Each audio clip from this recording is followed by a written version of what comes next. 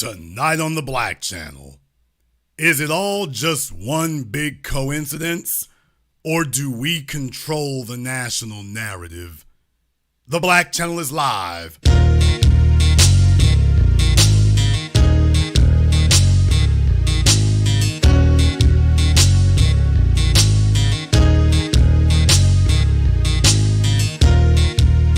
Unapologetic, unadulterated, and absolutely uncompromising.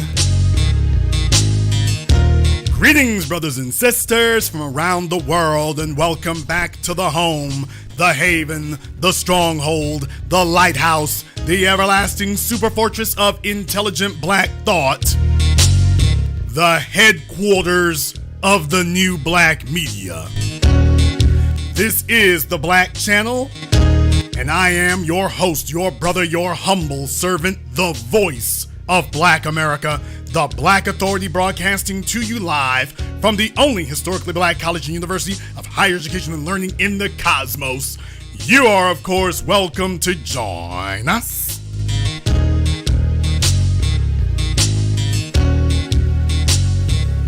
And join us you shall.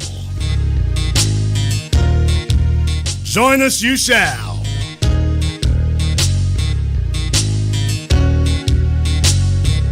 Because on tonight's program here, I'm taking a little bit of extra time because let me tell y'all, tonight's program, if you miss tonight's program, you are going to miss something here. I'm not even going to call it a victory lap because it's not a victory lap. But what it is a day of reckoning. It's a very full program, and on the surface it might seem like it's not covering a lot of ground, but I assure you, we will be covering a lot of ground here tonight. Let me start off by saying, you all know, for those of you who've been following me now for the last 15 years, then you know that it has been my goal, it's been my mission to create a repository of information and knowledge that I wished had been there when I was 17, 18, 19 years old, but particularly a black media outlet that served the interests of the people. Your brother, your host, your humble servant. And I have attempted to live through my example, my commitment to it. You can probably count on both hands, maybe one hand, the number of times over the last decade and a half that Saturday night has come and this microphone was not live. And holidays, I make it a point, no matter what else is going on, if it's a federal holiday, we're going to be here. But the mission doesn't just stop at showing up on YouTube, because you have folks out there who ask silly questions. They don't really want to change anything. But I told you a decade ago, we were not going to be on YouTube. This is not a YouTube movement. This is a movement in the real world. And in the words of Professor Black Truth, we will not have come into our own until we have picked targets and removed them. Now, one of the things in particular that I've tried to do is I've tried to lead by example. So, during the George Floyd protests, the national uprisings against white supremacy and its police apparatus, I made it my goal and went in my own pocket using my connections at the very same billboard company out of Baton Rouge, Louisiana, that was putting up back the badge billboards around the country for free. I made it my goal. I sat down and thought it over, and I chose 3 cities: New York, Chicago, Atlanta. And I didn't hold a crowdfunding. I didn't hold a fundraiser. I didn't ask for a penny. I went in my own pocket.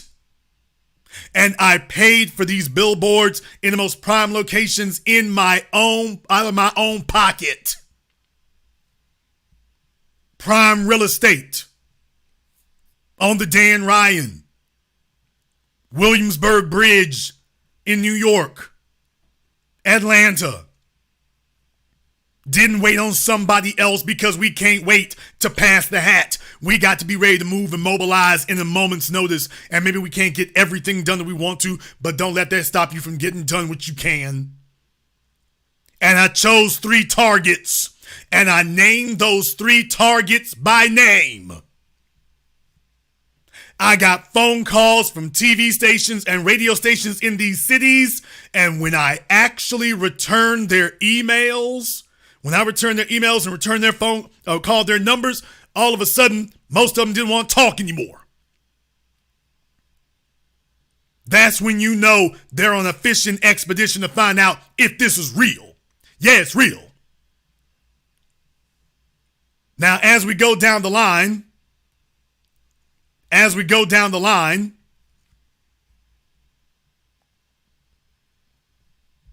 Governor Cuomo had his eyes on becoming president. But what he didn't realize was that he didn't have the support he was looking for anymore. And an attorney general that he had empowered, who had the long knives out for him. And when she came for him, all of a sudden there was no more support. But I was the first and the only person to call him out in New York City in very large letters at the foot of the Williamsburg Bridge when you're coming into Manhattan. That's why the sign said, "Welcome to Manhattan," because the folks who live there are coming off the Williamsburg Bridge, and there's a big-ass billboard that greets them. That's my welcome sign to Manhattan, New York. That was my welcoming sign for him. With a big old thanks, Governor Cuomo, something that people thought they would never see in their lifetimes. That you could never get this done. And I told you all that if we get to a point where you got the financial resources and everything, that I will take out the time. I will negotiate. I will show you how to get it done, something you never thought you would see in your lifetime. To the point that now you can Google these images and they'll show up. And Governor Cuomo, by you go. Next up, Keisha Bottom B. And I might have the order wrong, but it's okay. Keisha Lance Bottoms, whose claim to fame was basically being Magic City ready. But she did nothing for black people in Atlanta, and proudly so, because she was from the Kamala Harris School of Politics. And her goal was simply to be a political social climber for herself, but to do nothing for black people, and that was the goal. That was always the goal. And I called it out from the beginning, and it wasn't popular when I did it. It wasn't popular to call out what I saw when I saw it. But I did it. And then I took it even further.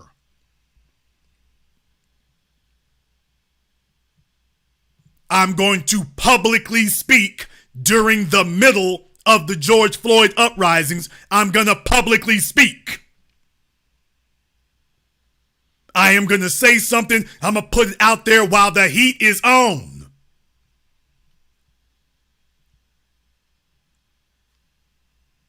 And the message was very, very clear. When we say reparations, it means to focus on the issues of black people, and specifically the descendants of American slaves, now, or resign. And you saw it says it in very clear letters up there. Mayor Bottoms has failed us. I came all the way up I-20 from Shreveport, Louisiana to bring the sermon of freedom. And to announce to the whole city in a manner in which you could not ignore, Mayor Bottoms has failed us. So I'm making it very, very clear what it is. She's failed us. Lori Lightfoot was a little bit earlier And I said, you know what? At the time there, I changed the wording. I changed the wording to say, Mayor Lightfoot, you acting like you're going to do something and you're not doing anything. I'm making it very clear to everybody that we own your bumper. The issue is reparations or resign. And she spent her time working against black folks' interests. Jason, why did you do this? For the exact same reason that I bought the billboards in Dallas, Texas to advocate when Amber Geiger was on trial. The last damn thing in the world that her attorneys want is somebody taking out big ass billboards on the freeways in Dallas, Texas, putting the spotlight on police misconduct and saying, why are we not calling out the bad police? She didn't want that. Her people didn't want that. Her representation didn't want that. That was the last thing they needed. Somebody putting a huge Hollywood spotlight on it, and we did it. Didn't have to pass the hat for that either. Went in my own pocket and paid for that. Even though both of them, Jean was from an immigrant background, and I expressed my misgivings then, but Dallas, Texas is my old stomping grounds. It's my second home. It's my home away from home, and I felt like I had to do something right then, right there. I remember going up them streets in the downtown Dallas. That was something I was very, very familiar with. I had to do something, and I couldn't wait. And you had naysayers. What do you think a billboard gonna do? You know what? A billboard by itself isn't going to do anything. However, a billboard that is the culmination of years, coupled with a media apparatus that is speaking against them, can do everything. If you all agree with what I'm saying here tonight, give me the fire emoji in the chat room and hit the likes button. It's over 3,000 people watching me live right now. As I give you a retrospective on how we got here, this isn't about just one mayor in one city. We have been on a crusade now for a decade and a half. And I'm showing you all that MSNBC and the New York Times and ABC, I told you over a decade ago, you're going to have to rely on the intelligentsia and the competence of the new black media to let you know when we're winning. Because if you're waiting for MSNBC or the Los Angeles Times or the New York Times or ABC News to put up a headline that says the new black media is winning, hell gonna freeze over before that happens. You're going to have to rely on us to give you the insight and analysis that you'll receive nowhere else, to let you know that, by the way, I just wanted to go ahead and do a recap on this. I couldn't help but notice that I named 3 specific people, and now a couple of years late, 2 or 3 years later, all 3 of the people that we specifically named and targeted all found it, all of a sudden, the media considered it to be okay and acceptable to go after them. They couldn't get any grassroots support, and all of them wound up leaving. Governor Cuomo wound up resigning. Keisha Bottoms wound up resigning. Lori Lightfoot should have saved us all an election and resigned. She went all the way. Yeah, she going all the way back home.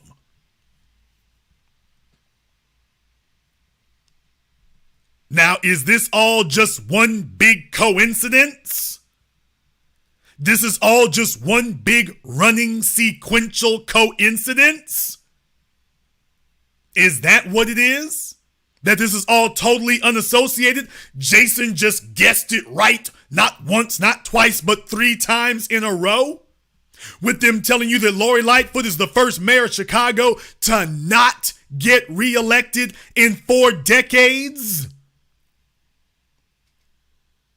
So this is all just one big running coincidence. People, what you do if you want to change the national body politic, you have a media apparatus that's got years in the game and a significant following. Then you take it to the real world and you call it out for what it is. And we did that. And now you are seeing the results. You're seeing the results. We're reaping the benefits and reaping the fruit of it. It's not a big coincidence, unless you believe in serial coincidence. It wasn't considered cool or acceptable to speak against any of these people before I went public on them. If you'll all remember, because most of you were there, It wasn't considered to be cool or acceptable. Keisha Bottoms had a whole bunch of folk from the Twerker Magic City set talking about we need to support Keisha. I wouldn't compromise and I wouldn't let up. And when you go public like this, that's the kind of thing that catches on. Well, Jason, how do you know that's significant? Folks are online and things. Folks got to go to work. Folks got to drive places. They got to go to the store. These billboards were on the freeway heading to Hartsfield-Jackson Airport. Folks got to go by there at some point. You gonna have to fool with us. We're out there in the real world. And her people let her know, man, somebody done bought one of the biggest damn billboards in Atlanta to speak against you. In no uncertain terms. I've already started your re-election campaign, Miss Bottoms, and your slogan is going to be, I failed. Governor Cuomo was hit with an issue he couldn't refute. And Lori Lightfoot never got together an acceptable resume that she could defend herself with. That's what it means to take bodies and get targets in the real world. We've chosen political targets and taken political bodies in the real world. And after I did it, you'll remember, after I did it in New York, some white folk went and bought a billboard saying Governor Cuomo needs to resign. Remember, right after I bought my billboards, here comes some white folks saying Governor Cuomo needs to resign. This was after us. If what I was doing was irrelevant or ineffective and didn't matter, explain to me why it is that so many notable people followed up on me. Breonna Taylor, I ain't even bringing that up, but I'll mention it briefly. Remember, I bought billboards for Breonna Taylor. That took work. Lamar did not want to give me those billboards. I had to negotiate heavy with them. And I kept having to go back to them and let them know I'm going to get these billboards. So I had to go over it and over it again. And then finally, we came to terms on what the billboard would be. Next thing you know, after I bought mine, Oprah Winfrey, who was AWOL and MIA all this damn time, next thing you know, she can sit up here and brush the dog hair off of her long enough to go buy a bunch of billboards. Where the hell was she for the previous decade? If she's really about that life, where the hell was she at for the previous damn decade? I show up for Breonna Taylor and specifically say that black men are here for Breonna Taylor, and here comes Oprah Winfrey.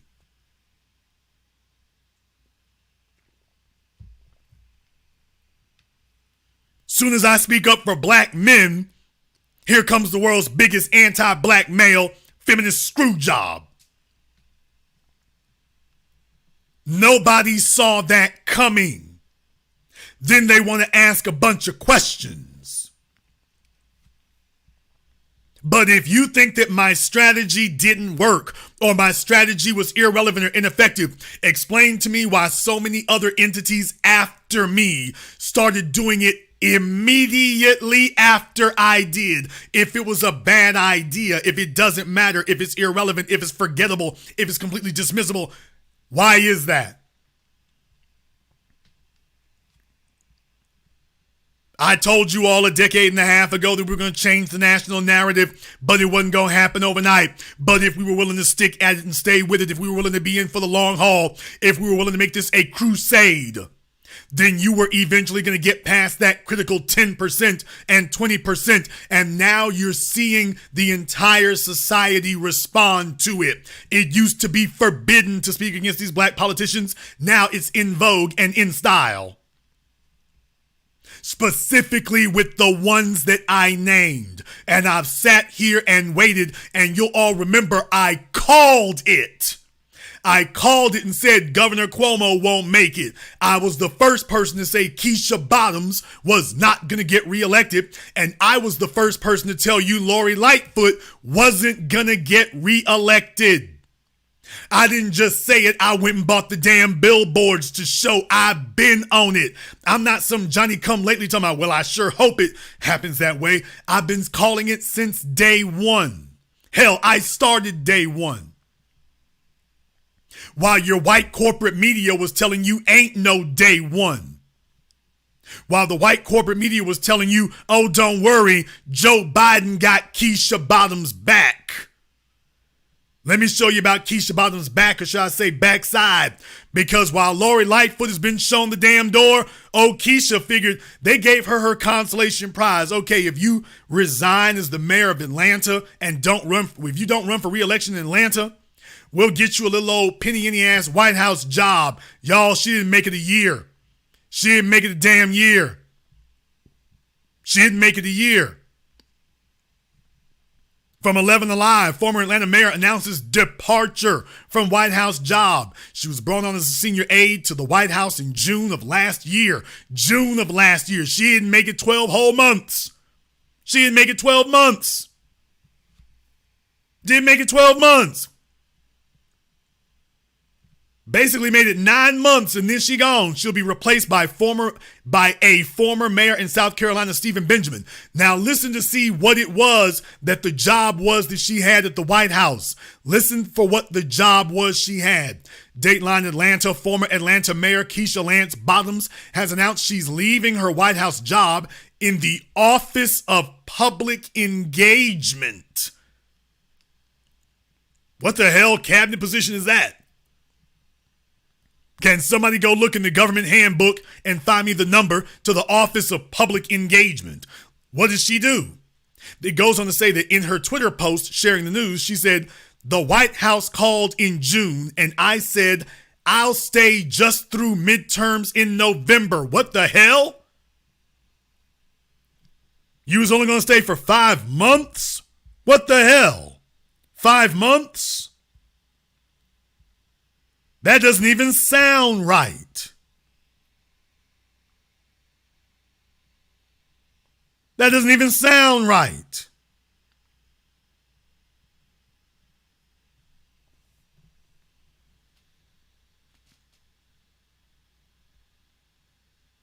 The White House called in June and I said I'll stay through midterms in November. Months later, this extraordinary season soon ends. She later took the post to Instagram. Members of the Biden administration announced that Lance Bottoms will be replaced by Stephen Benjamin, a former mayor of Columbia, South Carolina, the state's capital. Bottoms first started the job as the senior aide to the president in June 2022 during the run-up to the midterms. She replaced Cedric Richmond to take on the role as the director of the office. So this is basically their carousel of symbolic Negroes. They got their carousel of symbolic Negroes.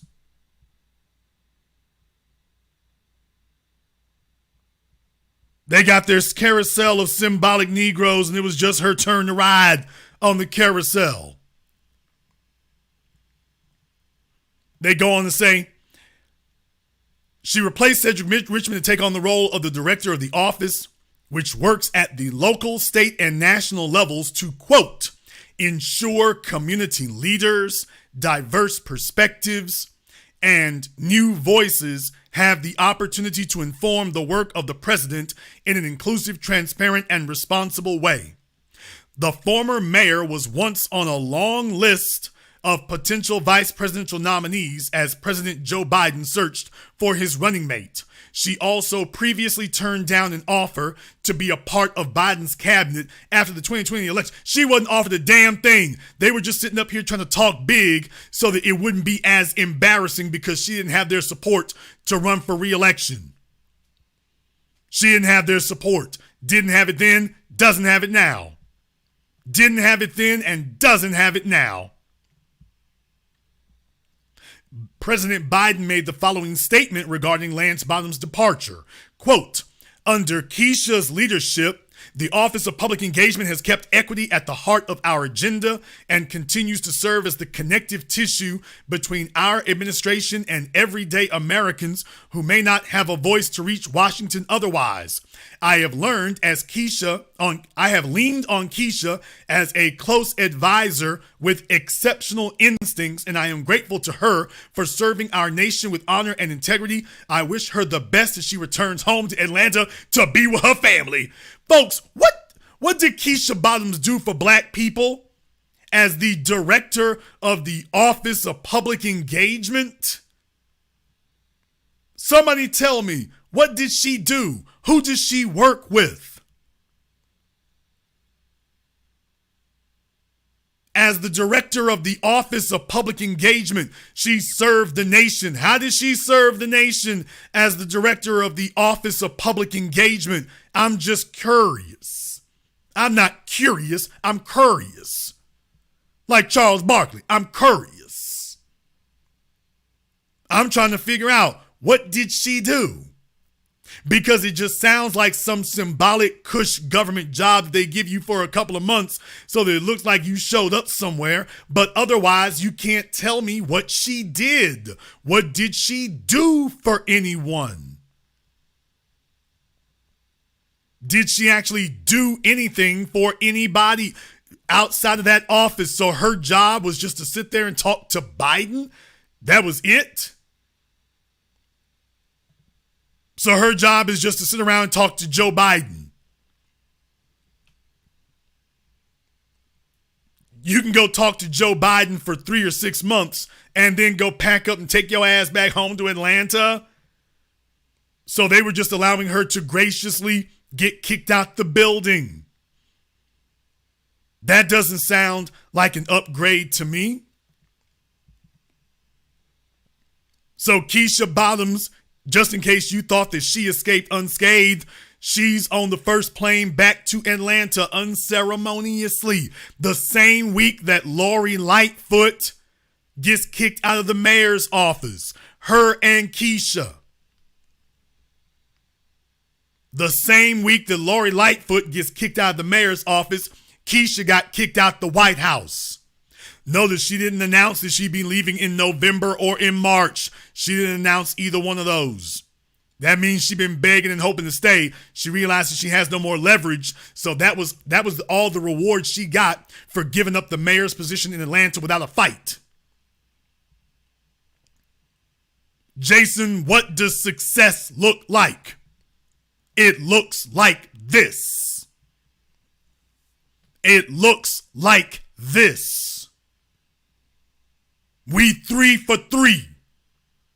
4 for 4 if you consider Kamala Harris. We picked targets. I specifically named them. I took out the work to go ahead and put it in the real world. You can see who and what it was. People I called it years ago. Not months ago, years ago. Years ago. And these are the results. These are the tangible results that you can see. So if somebody questions whether we're on the right track, if someone questions you about whether or not we're effective, if someone is questioning the strategies and trying to convince you that it ain't gonna work, it never gonna work. Yeah, the folks talking about it's never gonna work are always saying that right up until it works. And as soon as it works, baby, crickets. All you're gonna hear are crickets. That's all you're going to hear. None of those people are going to come back and admit that they got made a fool of and proven wrong. They're not going to do that. And furthermore, we don't really need them to, because we run the yard. They don't have to come back and admit they were wrong. You can see they were wrong, and we don't need them to say anything else because we run the yard. We control the narrative. This is a movement coming from the soil up. It ain't coming from the top down. It's coming from the soil up. This is a brand new thing for people to recognize and get a look at. This is brand new. They're not used to seeing something like this. Or maybe you just think it's all just one coincidence after coincidence after coincidence after coincidence. You sure do believe in a lot of coincidences. But for all of you who followed me then and wondered, Jason, have you been keeping up with it? Oh, yeah, I have. I've been keeping up with it. Well, Jason, you didn't say nothing. Didn't need to.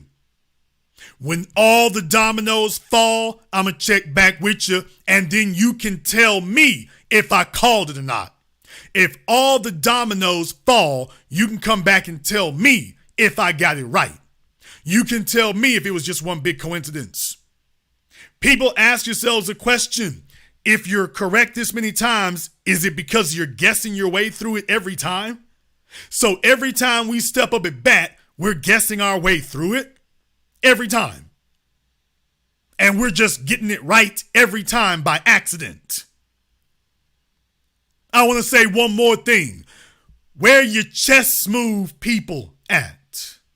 Yeah, Stacey Abrams, I didn't even need to take out a billboard for her. I didn't have to take out a billboard for her. She's doing Feed the Children commercials over in Zimbabwe or Nigeria or Mozambique or wherever. I didn't even have to take out a billboard for her. That would have just been a waste of resources. I told you all, look here, she got hit the first time, she's going to get spanked the second time. It went exactly the way I told you. So that just would have been a waste of a billboard. I could spend that money somewhere else.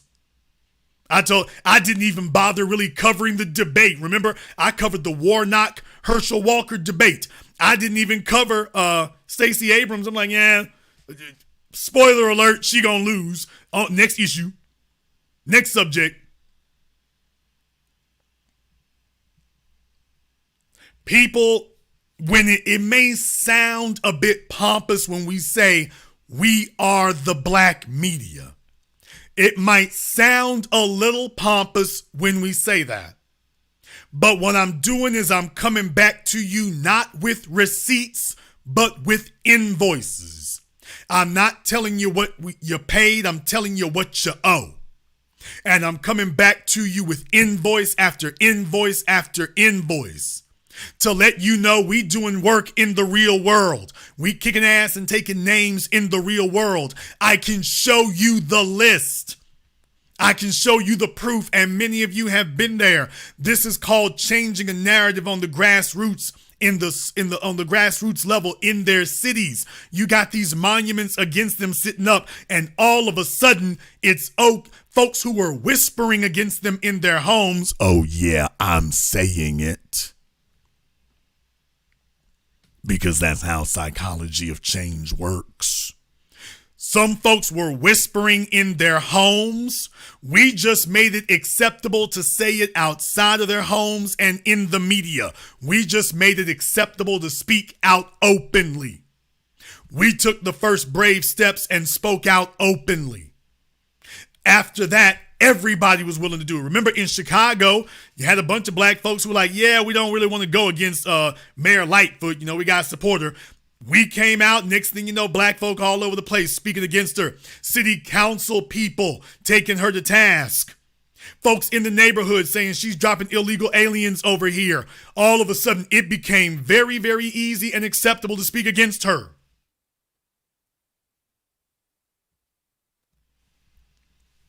Before we said anything, nobody wanted to do it. We took the first brave steps, put it in front of the world. Everybody became comfortable doing it. So what we did was we set a precedent for how you do this. We set a precedent for how you make it work. So look for more people to want to replicate this, but it's going to be hard for them to do it because if you don't have the media presence, it won't work. Let me rephrase that. If you don't have a comfortable, competent, effective media force, it won't work. Bringing out Mark Lamont Hill ain't gonna get it. Bringing out Michael Eric Dyson isn't gonna get it. Bringing out Rosie Taylor and Joy Reid ain't gonna get it. They don't have any credibility with the street. They don't have any credibility with the street. I've been doing this summers and winters, been doing this a decade and a half. My resume is complete. My paperwork is in order. And the streets done checked it for a decade and a half. They know what we do.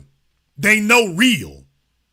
They know somebody who is a true believer. These other folks are in it trying to get a job or get a check. I'm trying to get a check for everybody else. I'm trying to get a check for everybody else. That's what we're doing now. If you didn't believe before that we can change the national narrative, if you didn't believe before that we could change everything, if you didn't believe before that we could actually effectively start to alter the national conversation, take a look on your screen right now. We were willing to make the effort. We were willing to dare. We were willing to put ourselves on the line, and we were willing to continue chipping away at it. Even when it seemed like nothing would get done, we continued chipping away until it was done. Now go take a look at your NAACP and your old dead black media and go find out anything like this. Go see what they're getting done. Go see who they've named that they've been able to remove. You go show that. And yes, the political establishment is damn well taking notice. Yes, they are. And they're wondering and worried. They're hoping that we don't make a return, but they know we will.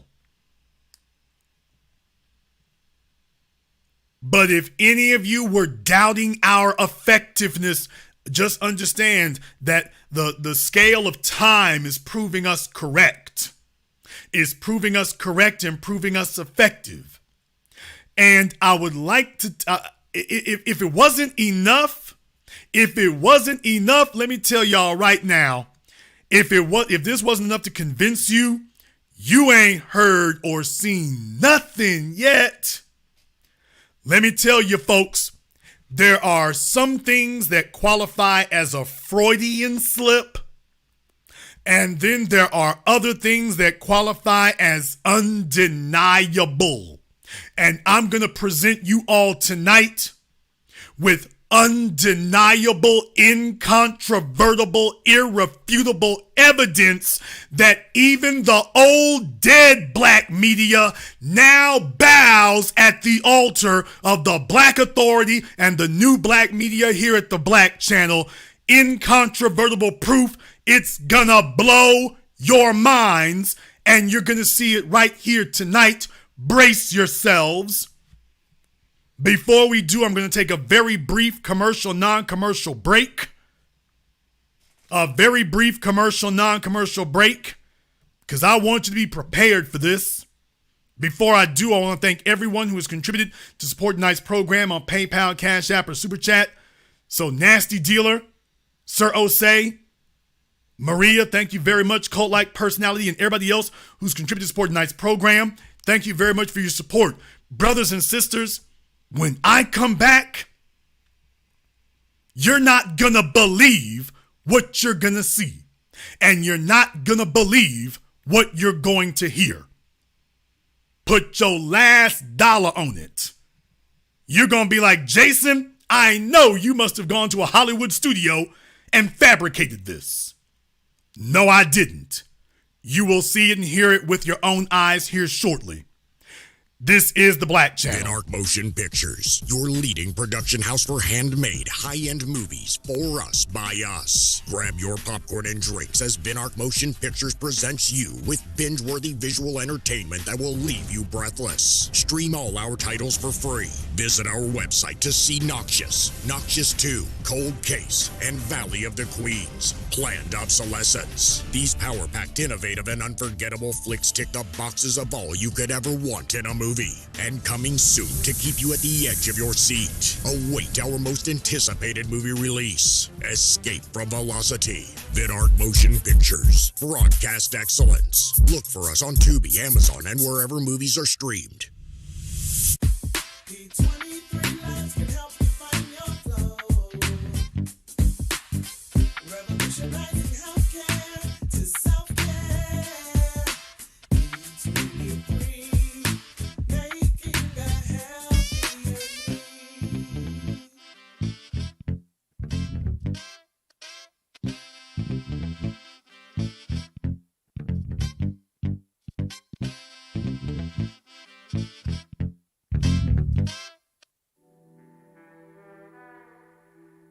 Order yours today to experience all the benefits of Ash Kickin' Natural Body Butter. With skin so smooth and soft, you'll thank us for it. Shop Ash Kickin' online That's ASHKICKIN.com.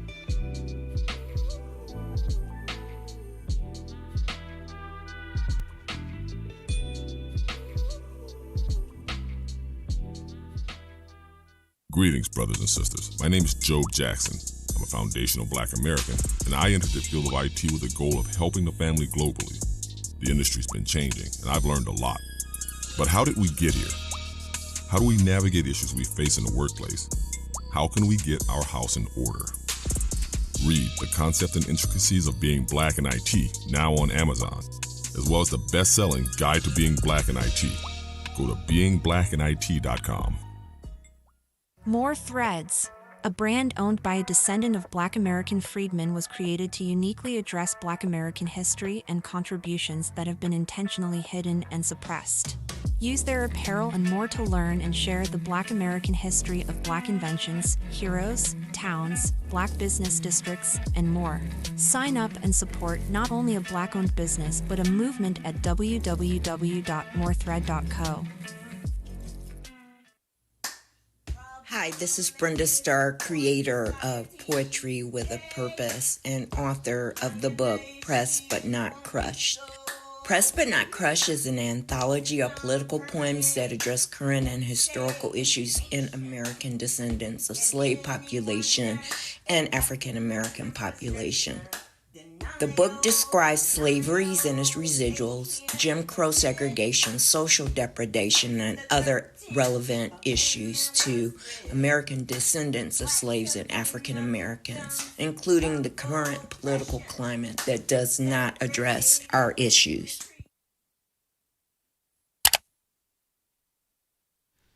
This is the Black Channel. I am your host, your brother, your humble servant, the Black Authority.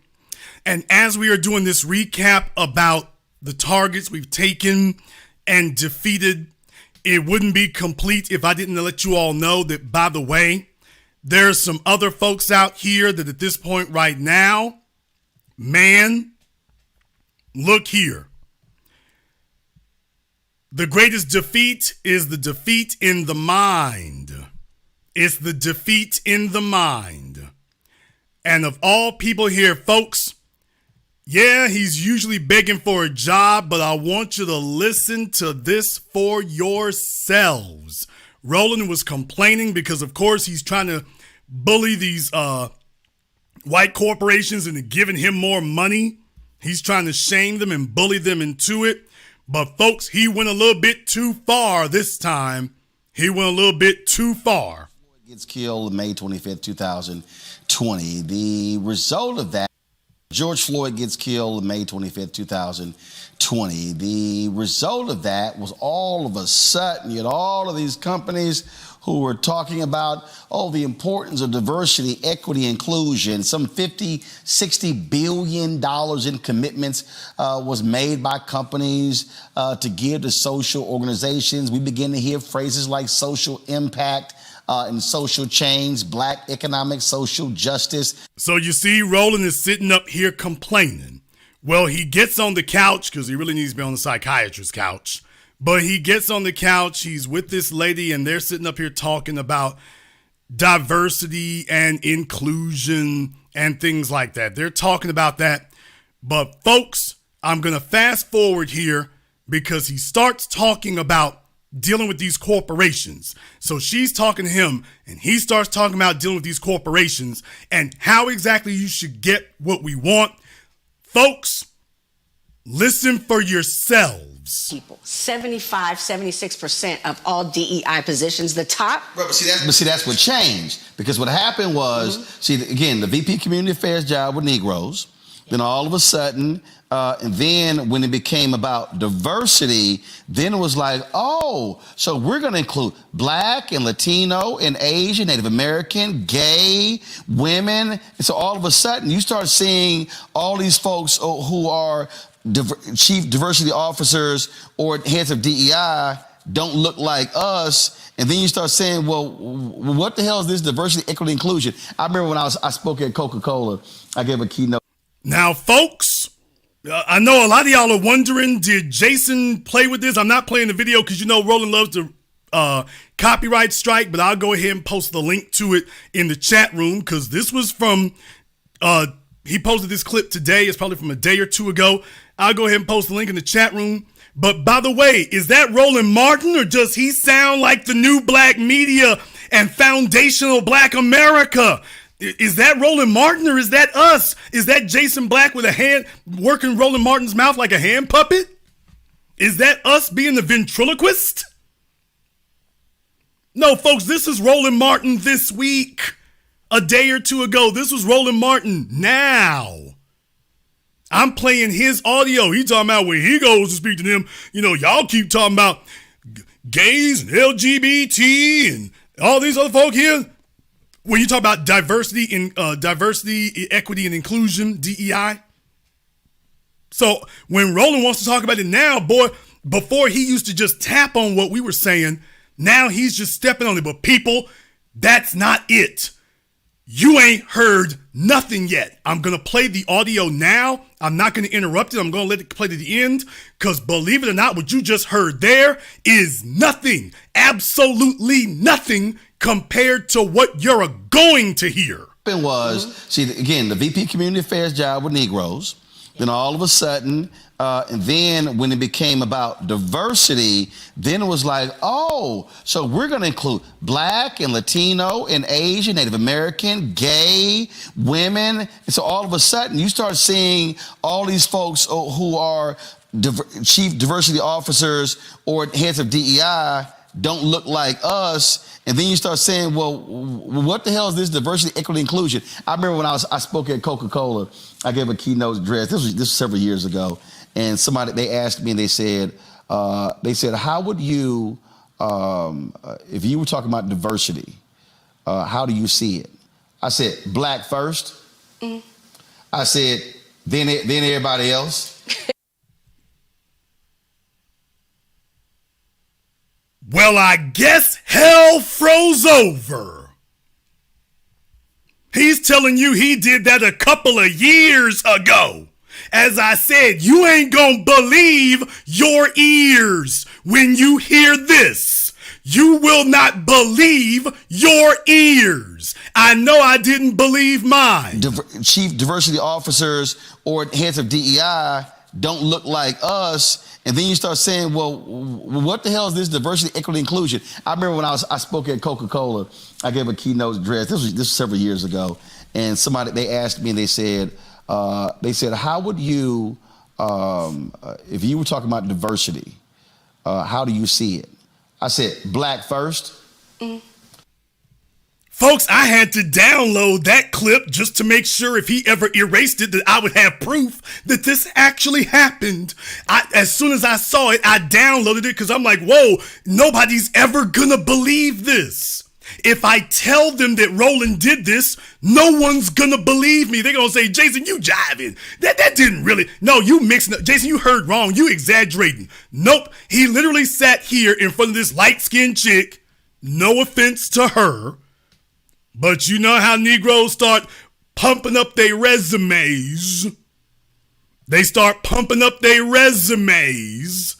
Throw something light-skinned in front of them. They start pumping up their resumes. So I guess he wanted to talk like a real man in front of her, but he couldn't channel anything he ever said. Because there's nothing that Roland ever said that would get that reaction from them. See, Roland's been acting about all these years like you can tiptoe around it and pussyfoot around it and hip hopscotch around it. We just came right up the middle. We just came right up the middle, which is why when we say Black first, power, wealth, and influence, cut the check. We've given people the vocabulary of empowerment. In no uncertain terms, in easily transportable packages. We've given them the vocabulary of empowerment. So when he was sitting in front of her talking about how do you empower yourself in front of these corporations and Coca-Cola and these movie studios, how do you empower yourself? Oh, just say what Jason Black says. Because he didn't repeat anything that he's ever said. He didn't quote himself. He quoted the source. He quoted the source. People, you ain't never heard Roland Martin say the words black first. That's our damn slogan here. Never said the words black first. I don't even think he was trying to wing it, but if he was, he tried to clean it up, talking about, and everybody else second, third, and fourth. Whoa, no, Roland. No. Yeah, I know some of you might have thought I was overhyping it. Man, Jason, it ain't really that big right there. Take your commercial break and get on. It's not that important. It's not going to be that big, Jason. You overstating it. You're exaggerating. It's not something we never thought we'd hear before. No, it ain't that. Jason is exaggerating. How now, brown cow? Let me tell you, it's a whole week of firsts. It's a whole week of firsts right now. That's why I told you all, it looked like we're not covering very much tonight, but let me tell you what we're covering tonight is massive. It's just a couple of events, but the events are massive. The events are massive. Oh yeah, I'm going to cut that out and make a clip of that right there. Hey, Roland Martin, who's your man? Blackface. Might mix with something else. Jason Black, Blackface. In his case, you got to stutter. Black first. Somebody's going to make a rap tune that. Black first. Just in case you missed it here, people, this wasn't a one-off. This was a twofer. This was not a one-off. This was a twofer. Roland just sat up here and everything that we've been saying now for a decade, everything that we've been saying for half a decade, everything we've been saying that he was denying, remember, all this coalition building in black and brown? Hey, Roland, what happened to black and brown? AP Community Affairs job with Negroes. Then all of a sudden, and then when it became about diversity, then it was like, oh, so we're going to include black and Latino and Asian, Native American, gay, women. And so all of a sudden you start seeing all these folks who are chief diversity officers or heads of DEI don't look like us. Since when did Roland ever have a problem with that? We've had a problem with it since day one. Since when has Roland ever expressed that he has a problem with any of that? Anybody quoting this video here, you better say my name, that this is where you got it from. Don't sit up here and just say you found it. Say the name of the person who told you and put you on to this. All you folks out there that love to make the clips and things, when you point this out, let them know the source you got it from. So that you let Roland know that, I spy, we see you. We see you. I ain't hating on it. I'm just saying, you know what? Your manhood might be halfway intact, your little brown Napoleon. Your manhood might be halfway intact if you had been just telling the truth a decade or so ago. All that kowtowing and bowing and scraping to the DNC didn't do anything to help you. Damn right, cite your sources. If you gonna come out and rolling, you need to cite the source that dug this up. You need to cite the source and let folks know, hey, this is the headquarters of the new black media. I do the research, I do the monitoring, I do the watching, so you all don't have to. And lo and be damn hold, there it is. There it is. Yeah, you never thought you were ever gonna hear Roland talk like this. Now, did you? Did you ever think in your life he'd be speaking like this? Women. So all of a sudden you start seeing all these folks who are chief diversity officers or heads of DEI, black and Latino and Asian, Native American, gay, women. And so all of a sudden you start seeing all these folks who are chief diversity officer. And somebody, they asked me and they said, how would you, if you were talking about diversity, how do you see it? I said, black first. I said, you said it all. When you said black first, you said it all. Ain't no need to even follow up. When you said black first, you said it all. People, we aren't just taking over in the political sphere. We now have officially done what I told you forever. We have now officially colonized and overtaken and occupy the old dead black media. Even they now openly admit that they are our intellectual thought students.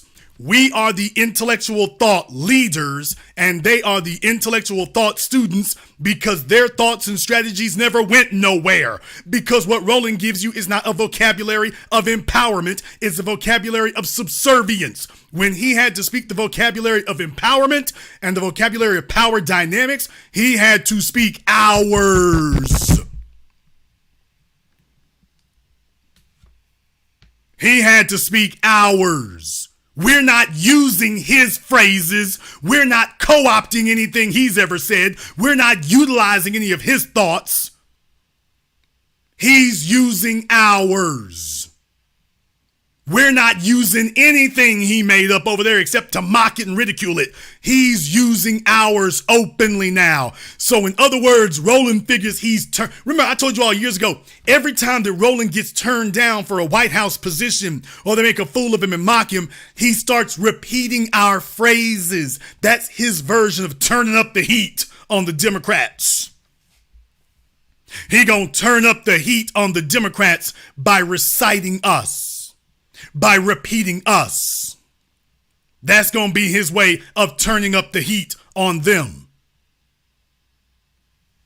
But if he could do it on his own, it would have happened. If this was the language of empowerment, why isn't he talking about all this inclusion and black and brown coalition and multicolor coalition? Why isn't he doing all that now? Why is it all of a sudden it's black first and only? Why is that now that's the strategy? Jason's been saying that now for going on 20 years.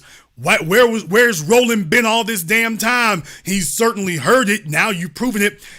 You all asked me 15 years ago when I first got started, I was like, yeah, well, we're small. We'll see where we go. A few years after that, I'll let y'all know, hey, all of these corporate media people, they know about the Black Channel. What they're hoping is they can ignore us into obscurity and oblivion. It didn't work. It didn't work. And I told you all, don't bother me about these corporate media apparatus. They know exactly who we are. I've bought advertising on the biggest radio stations and television stations. I've directly done business with the Disney Corporation through WABC, buying advertising on their television station. All of these entities, Sinclair Broadcasting, Disney, the Breakfast Club, iHeartRadio, every single one of them knows who Jason Black is because all of them have invoices from doing business with me. They all know who I am. And I didn't get advertising during the nosebleed hours. All of their account representatives, every one of those stations, they had to air it. They all know who I am. I told y'all, don't worry about getting them to say my name. Don't worry about that. Take a look at how the narrative turns and changes nationally, and here it is. Exactly what I promised you all if we kept at it and kept going. Here it is. You want to know what change looks like? It looks like this. It looks like this and sounds like this. This is change. We're not repeating them, they're repeating us. You want to know what winning looks like? This is what winning looks like. I didn't say we've won, but this is what winning looks like. Roland's probably going to go back and try to edit all of that out and try to erase it. This is a real awkward moment for Roland. This is a real awkward moment. How you gonna explain this away?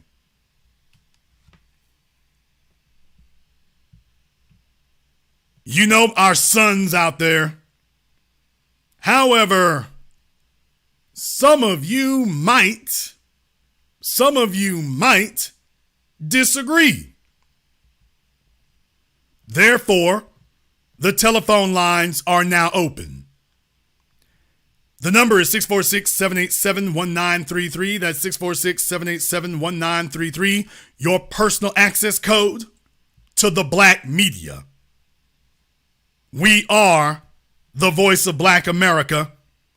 And now we are the voice of the old Black media. Officially. We are now officially the voice of the old Black media. They've done much, much more than simply acknowledge our existence. They are now bowing to it.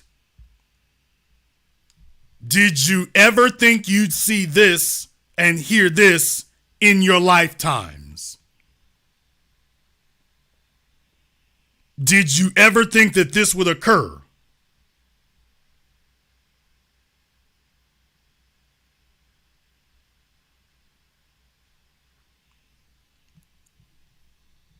I told you, stick in there with us long enough and you're going to see everybody else fall over. That's what we've done up to this point. Can you imagine what's coming next? I know some of you thought I was just overhyping it. I'm like, oh no, you ain't heard what I've heard yet. In my never-ending mission to make sure that you are the most informed people on the planet. At this point right now, you look like a damn fool even trying to stick up for Roland and say that he's influential in any way when he told you himself that when he had to go stand in front of powerful, influential white men, he channeled Jason Black. He said, oh, hell no, little stumpy Roland ain't gonna do. I got to get a real black man up in here. Let me do my best Jason Black impersonation. Because I'm trying to speak the language of empowerment. He knows what his limitations are. In any case, the telephone lines are now open. The number is 646-787-1933. That's 646-787-1933. Your personal access code to the Black media. Let's go ahead and get to the phone lines here. Let me get caller from area code 323. You're on live with the Black Channel. What's your name? Where you calling from? Hey, good evening, brother Jason Black. This is Okay, your phone broke up on you there. Try again.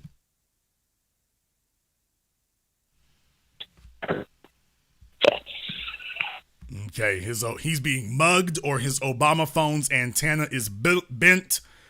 See if you can get that straightened out. Let me get caller from area code 832. You're on live with the Black Channel. What's your name? Where you calling from?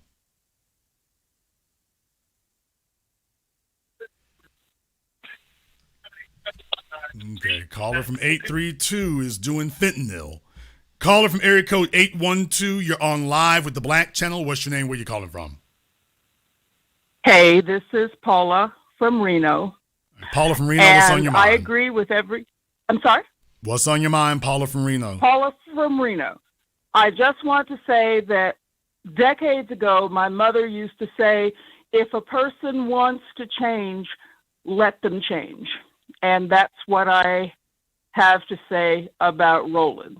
He had to go through his processes of learning, give up some pride and some ego to understand that, things were not as he's been saying. And I think that just the fact that he has conceded and got his head twisted on right, if a person wants to change, let them change. Okay, now do you really believe that's genuine? You don't believe? Well, I think he's... I'm asking you, after all these years of observing him, do you think he is being genuine right now? So you heard him one time on one video, on one out of all these decades, you heard a minute of audio and you think he's changed? I think that it's possible. And How old are you? Am I? I'm 65. Of course. And I've seen a lot of people go through a lot of changes. I know you. This is that church religion that's hope. Okay. This that's is that church. Opinion. This is that church religion hope, and folks can change. And this is why we keep getting folk who make us Olympic sport of stabbing us in the back, because people who are obviously disreputable, we're not applying logic, we're applying feeling. Roland's track record is very disagree. clear. Roland's track record of duplicity and deception is very clear. He's already, that's the way he lives. He'll talk good for about half a second, and then some folks, ooh, maybe he's changing. Okay, change is not something that happens one time. Change is a consistent, prolonged practice. So before you could even say somebody can change, you would need to see a prolonged pattern of behavior before you could even say the words, well, they can change. Because otherwise, you're observing a fluke. Somewhere, and to me, this is the start. But you have no confirmation that this is a start. He's repeating somebody else's words. So you can't say that the person has changed if the only thing you saw is, well, they repeated someone else's words. Is repeating someone else's words in one instance out of a million, does that constitute change? I think the potential is there, yeah. Right, potential. But do we judge people based on their potential, or do we judge them based on their performance? Because Biden we judge people by what they do and not what they say. Right. Well, you judge them on what they have do. The capacity to, right. But if you're going to say that this is the way somebody is, then the way somebody is isn't something that they did once in their lifetime. What they do every day is it. So, like I say, we don't have enough to gauge that by them, even say maybe they can change.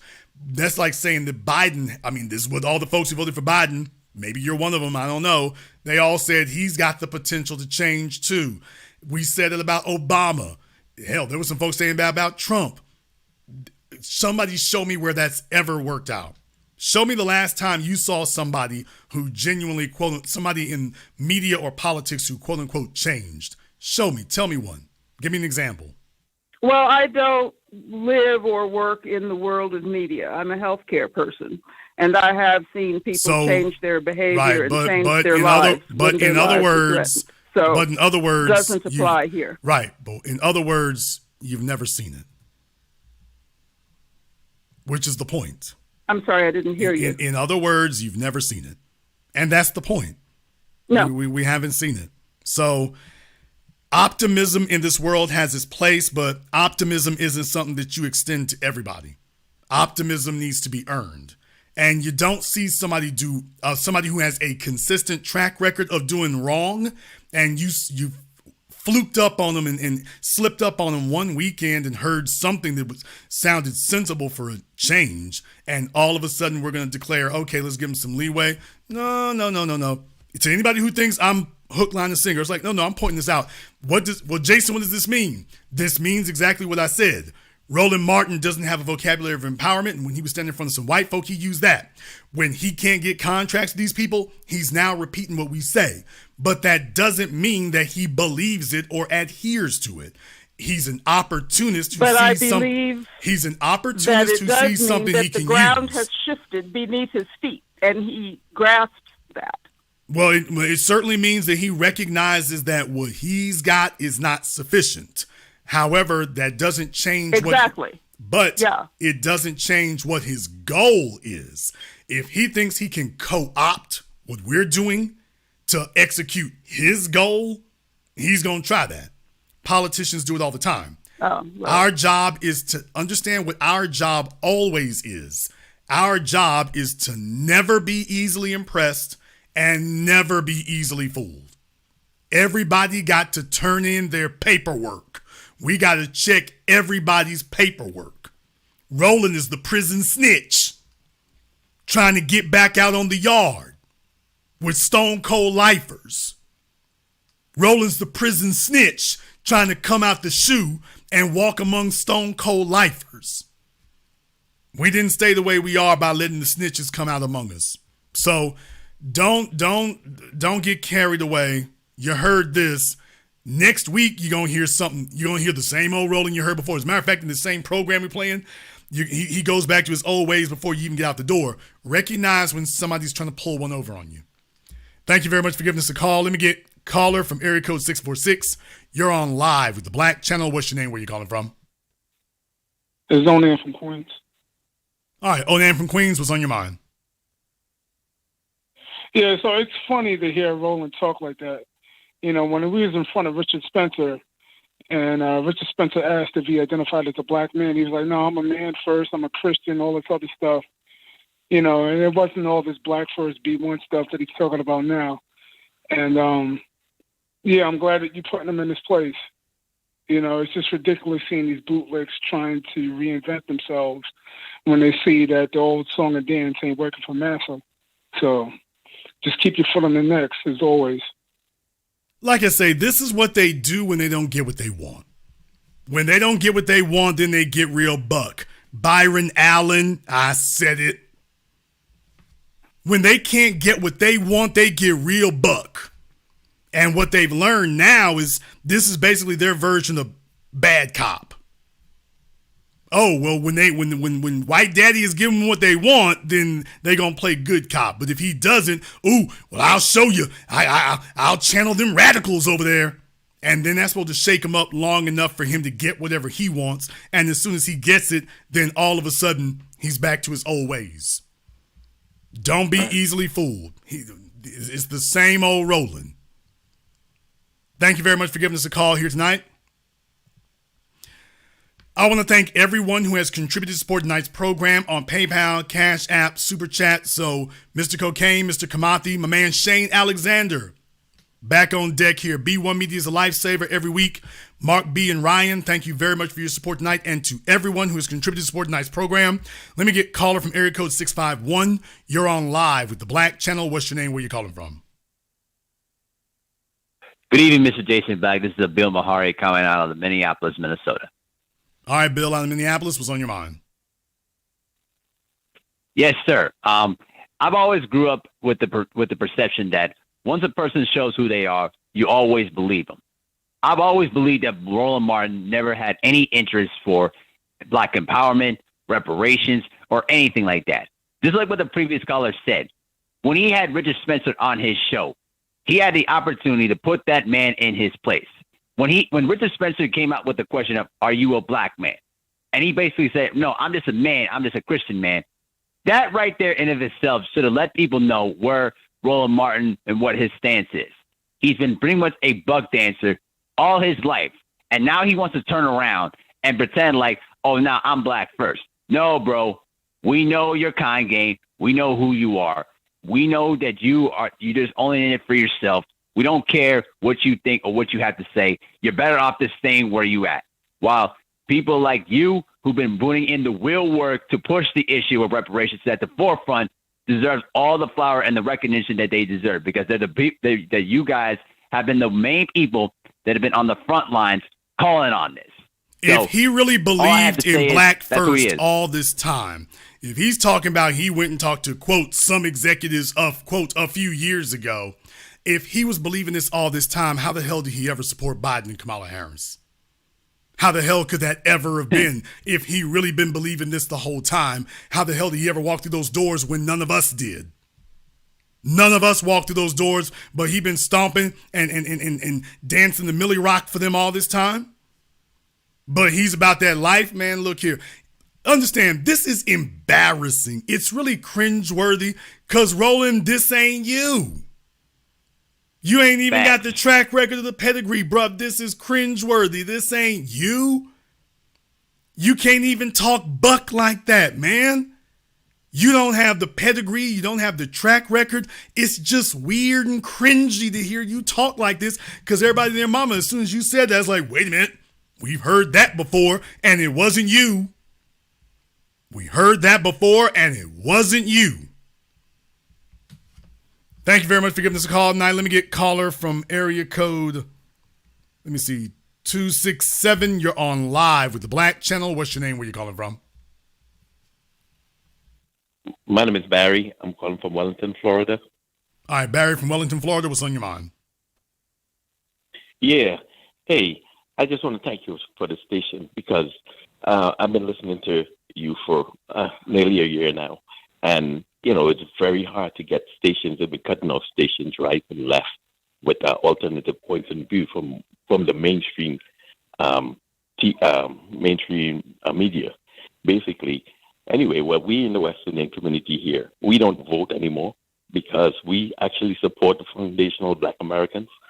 And until you guys get reparations, we're not going to vote for anybody unless they are giving you guys reparations.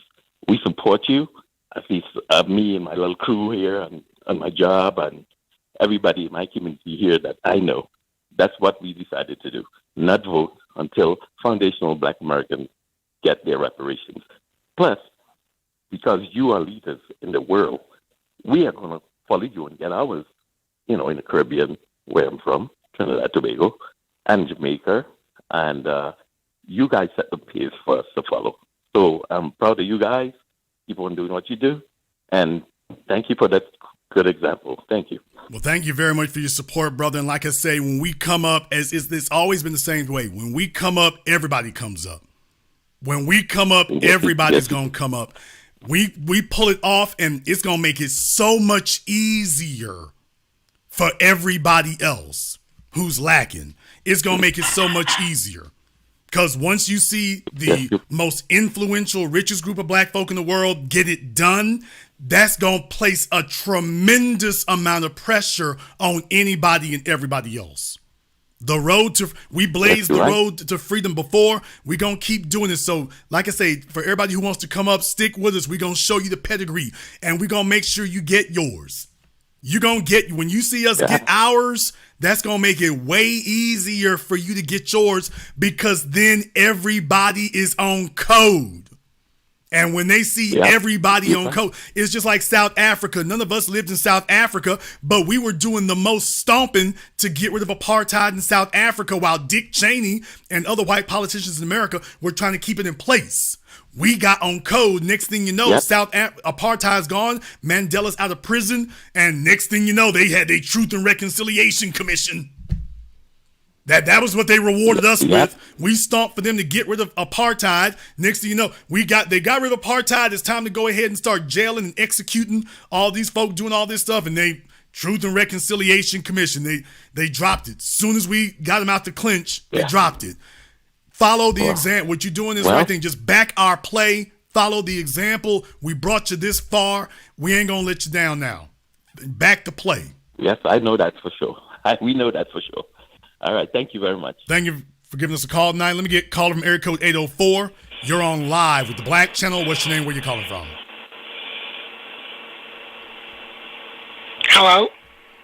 Yes, you're on live. What's your name? Where you calling from? This is Kathy Roan from Virginia. All right, Kathy from Virginia. What's on your mind? Okay, well, I just wanted to call in to say this.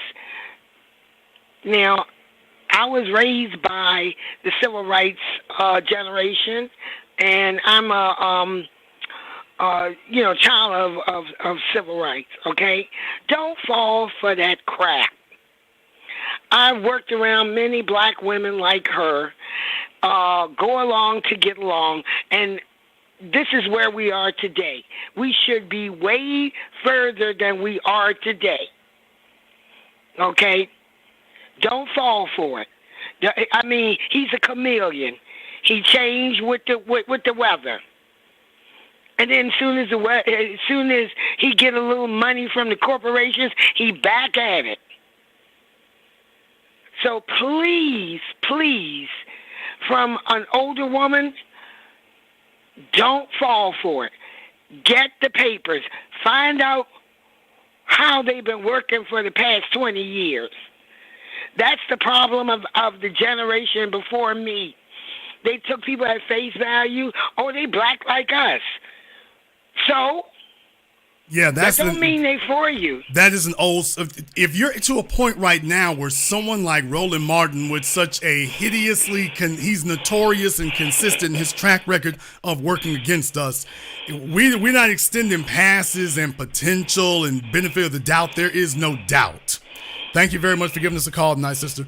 Let me get caller from area code 323. You're on live with the Black Channel. What's your name? Where you calling from?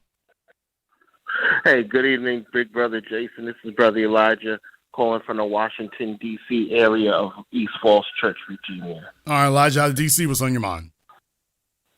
Hey, Big Brother, look, shout out to them brothers and sisters in Chicago. Even though that's a gangster city, but one thing I can give them credit historically, them brothers and sisters they don't play with their politicians once they cross them. I have to give them a strong shout out for that. My question to you, big brother, when did you did amazing. You struck 3 out of 3, and even more than that. I'm sorry, brother. You said something, big brother? No, it's just the voices in your head. What's the question? Oh, sorry, big brother. You said you struck 3 out of 3 getting these people out the paint. When did you and you've been doing this for a long time, when did you first have the ability to start predicting wins and losses? Maybe from experiences. When did this happen? Well, it wasn't so much about having the ability as having the willingness. Everybody loves talking about where we've been, but you don't have a really competent source until they can tell you where you're going with accuracy, with frequency and accuracy. And most people attempt to avoid predicting things because in reality, they don't really want to show how much they have or have not studied these things. I studied them. I've studied them. I've watched them. And here's what I found out. Most people assume that what they hear on broadcast TV or radio are the best of the best. And that's a damn lie.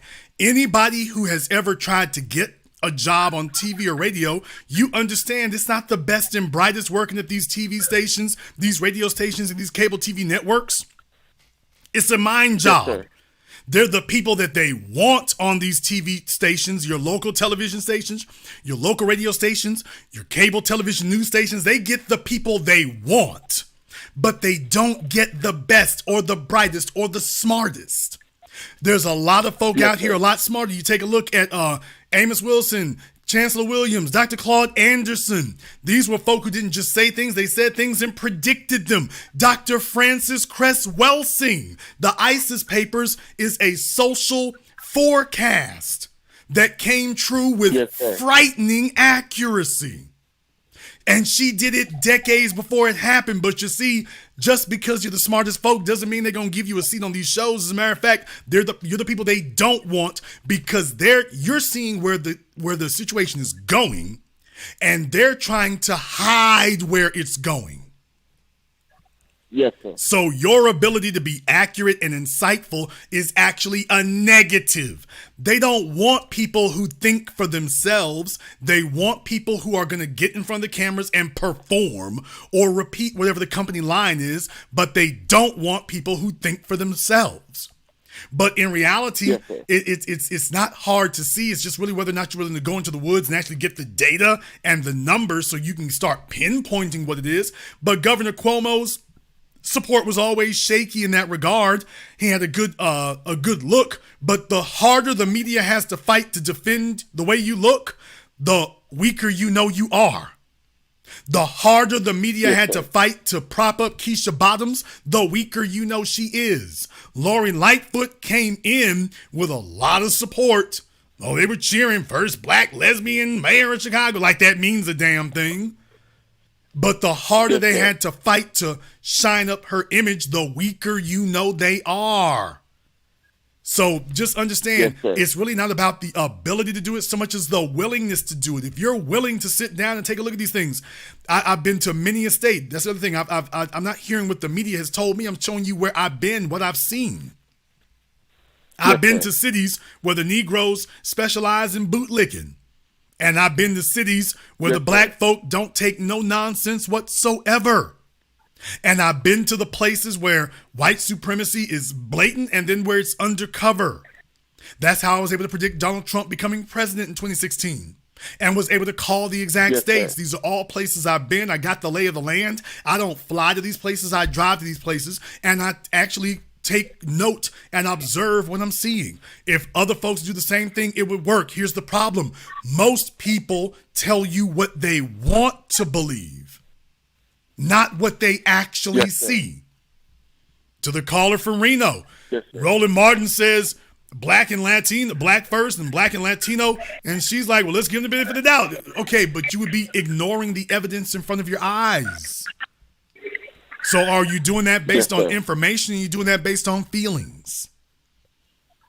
Thank you very much for giving us a call tonight. We got a lot of folks on the line here tonight. So everyone, please Keep your comments brief, or I'll help you keep them brief for you. Let me get caller from area code 984. You're on live with the Black Channel. What's your name? Where you calling from?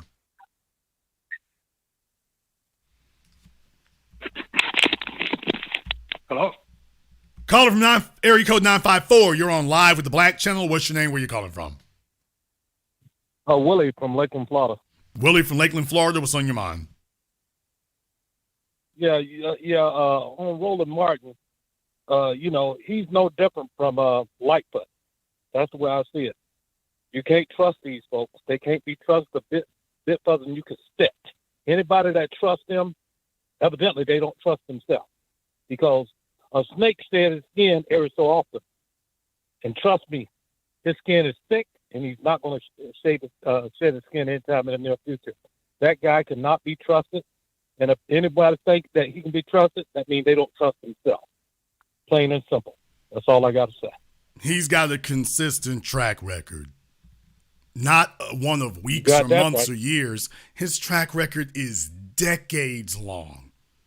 At this point right now, he would need a track record of decades long in the other direction to even make it rational to question anything.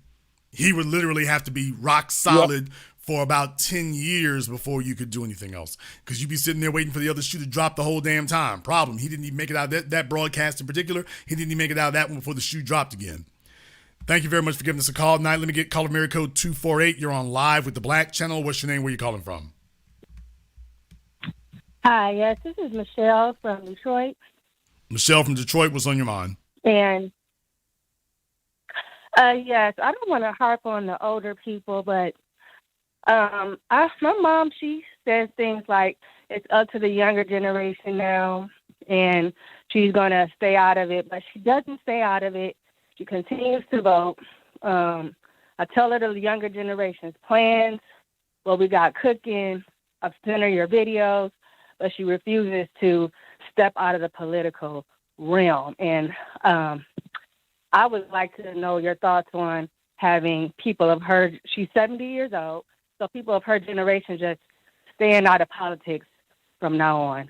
Well, and, you're not going to be able to get that to happen because politics is a low effort, relatively high influential activity. So in other words, it's custom suited for old people. It literally takes a minimum of labor. And technically speaking, when you get them together as a group, it has a high amount of influence. So in other words, it's custom tailored for elderly people who don't have any real relevance or influence in the world outside of that. Think for yourself here. Other than politics, name for me a highly influential elderly person you know of in Detroit. Name them. Outside of politics. Not a black person, I can't think of one. Right. And the reason for that is because other than the political arena, they're not out here moving and shaking in the world. They're not doing that. That's younger folk doing that. Younger folks starting the businesses, younger people work in the schools, younger people building the infrastructures. The old folk effectively are checked out. So what you get is a disproportionate amount of them becoming at least making sure they are active in voting. It's the only place they have any power or influence. It's the only one. So you're not going to move them out of that. Especially with them trying to suck the wealth from the next generation. They're trying to steal the wealth from the next generation. So they vote very consistently to try to steal what you got. To prop them up for what they didn't do when they were your age. She talking about she's getting out of it. What the hell was she in? She would have to show me where she was into anything. Yeah. That would be the real question. So before she can tell you she's out of it, first she's got to explain when was she in? What was she doing when she was quote on the inside other than voting? What did you do? Check the paperwork. Don't let folks sit up here and say things like that and check the paperwork. It's like, hey, if you're going to represent that, well, show your work. Well, you see, I was out in the streets back in 74 and Willie Johnson can vouch for me. Where's Willie? He been dead about 40 years. Oh, really? That's convenient. Thank you very much for giving us a call tonight. Let me get caller from area code 929. You're on live with the Black Channel. What's your name? Where you calling from? Good evening, Jason. This is Daryl from Chicago. Daryl from Chicago. What's on your mind? Jason, I just wanted to reiterate, you called it out just like you called it out, and as far as the 3 for 3 there, and it's really powerful thing there. And this, well, actually more than that, but there in Chicago, I never even voted ever for anything like Foot did here, and it was just amazing. There was a lot of black folks against that, but they tried to shove that lady down everybody's throat and couldn't do it in proper areas. So they got it through, and now she's gone. So they got to run off. You got to understand, that sends a message. I took a look at the numbers. That sends a message. She was just hoping that she could make it into a runoff. She wasn't running for first place. She was just hoping she could get second place. The city rejected her and said the best you can get is a third or fourth place. That was it. That's right. That was it. So she didn't get beaten, she got shut out. That sends a powerful message to the establishment that, hey, the folks you sit up here want to handpick and drop in, there's going to be more scrutiny going on from now on. You can't pull this little trick twice. You won't be able to pull this twice. Remember I told you all about Obama? They're not going to be able to get another Obama in there. Sir. Remember I said that? And then everybody was, well, Jason, Cory Booker and Kamala. Everybody's putting on Kamala. I said, Kamala's not going to make it. She was the first one who got knocked out the race. Not the last. She was first. That's right. So in her case, they won't be able to do that again. They're going to try to find a black person. Here's the way the game plan works now. If you take a look at the current mayor of Atlanta, that's the game plan they're going to try to use now.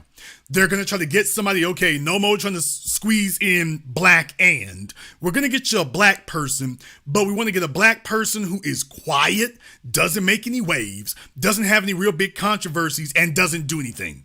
As opposed to these other folk who've been, diverse Negroes, and they're real loud, and they're real visible. That's what they're doing now. Yes. Yeah, Hakeem Jeffries, he's another one. Another symbolic Negro. Yes, he's going to be real quiet. They want to get somebody now who flies below the radar. So everything they do now, not going to be a bunch of pomp and circumstance and a whole bunch of trumpeting it and promoting it. Now is get somebody quiet and reserved, doesn't make any noise. And then when it's time for re-election, they can say, hey, everything quiet, vote for me. That's the strategy now. Thank you very much for giving us a call. Let me get caller area code 347. You're on live with the Black Channel. What's your name? Where you calling from? Good evening, Brother Johnson. This is Clint calling out of Hartford, Connecticut. Brother Johnson, I think you got the wrong program.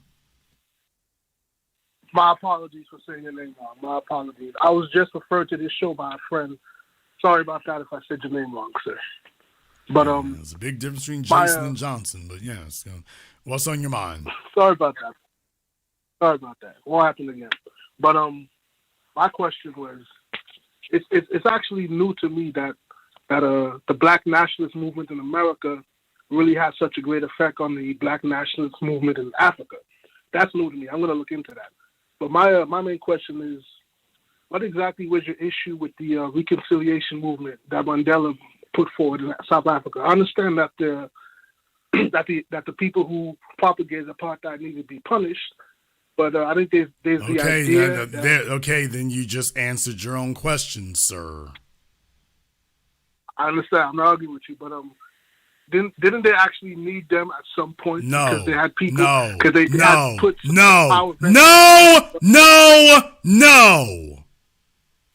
No. The answer is no, sir. You can just stop right there. No. This would be like asking Jewish people, did they need the Nazis at Nuremberg?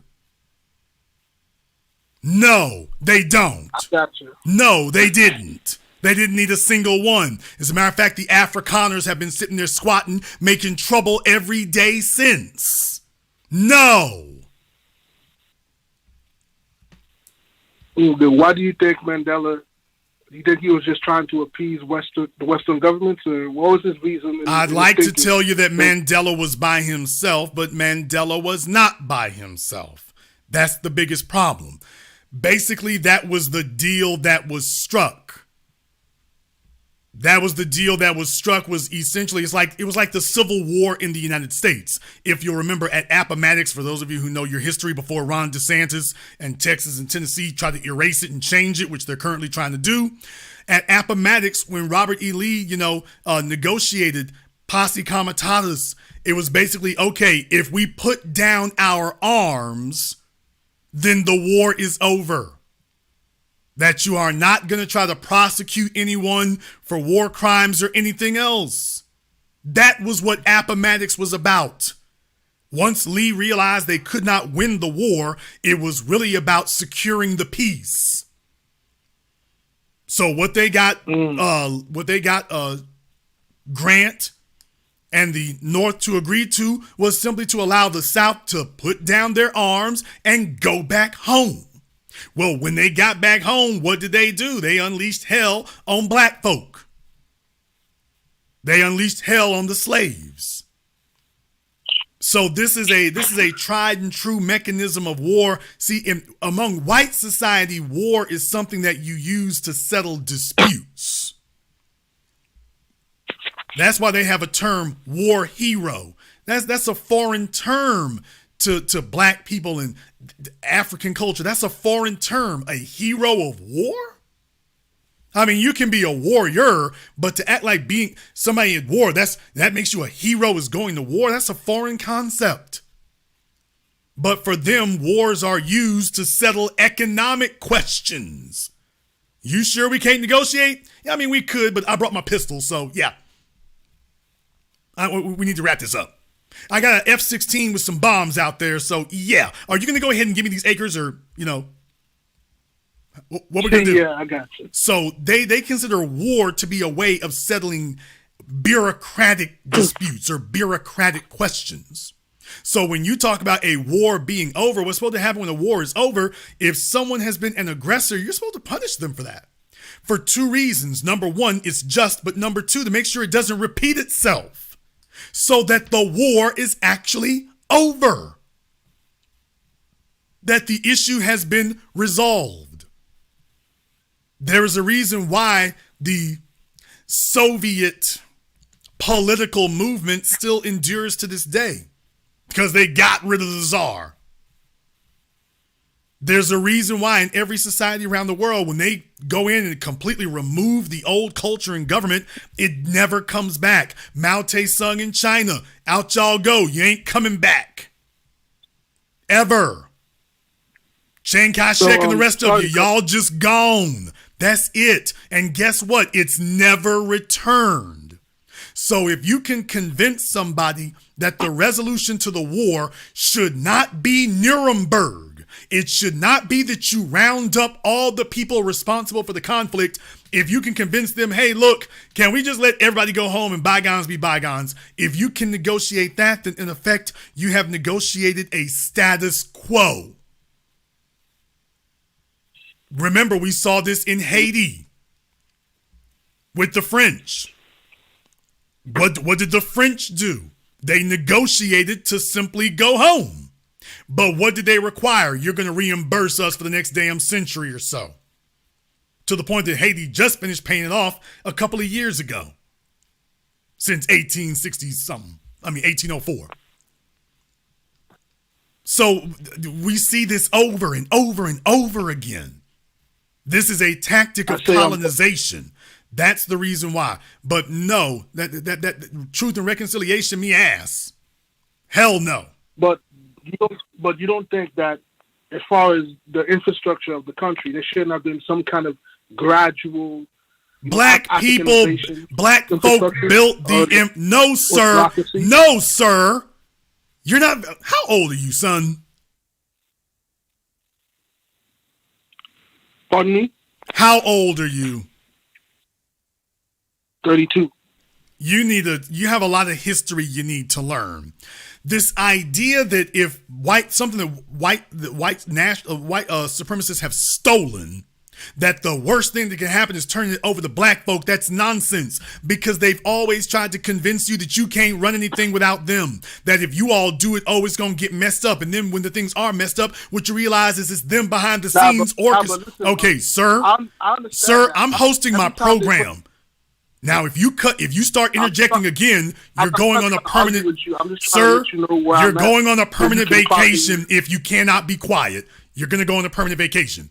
Nobody's tuning in to hear you interject and interrupt the host. Nobody tuned in for that. I'm not your uncle sitting around the dice table. The host is speaking. You can just be quiet now. Sir, I don't need an apology. I need your lips shut together. That's what I need. If you can't do it on your own, I'm about to push a button and help you be quiet. Those are your two options. You're done talking. You're very ignorant of history. You don't know anything. And rather than be quiet and learn, you want to start talking. No, sir, this is not the housing projects where being ignorant gets applauded. It really isn't. This is a history lesson. You're ignorant of history. It's time to get you caught up. Yo, you got it, man. Go ahead. I'm listening to you. Okay. Go ahead. You got it. He's going to have time now to spend the rest of the weekend counting his food stamps. For those of you who are familiar with your Iranian history, in Iran, because that idiot there won't learn, if you all remember Mohammad Mossadegh, when the British had the oil in Iran and they were giving the Iranians pennies on the barrel for the oil that they were drilling and digging up in Iran, Mohammad Mossadegh nationalized the oil industry. Remember? Mohammad Mossadegh nationalized the oil wells and nationalized the oil refineries in Iran. Shortly thereafter, they staged a coup to kill him and put the Shah back in control in Iran. America did that. America and the British.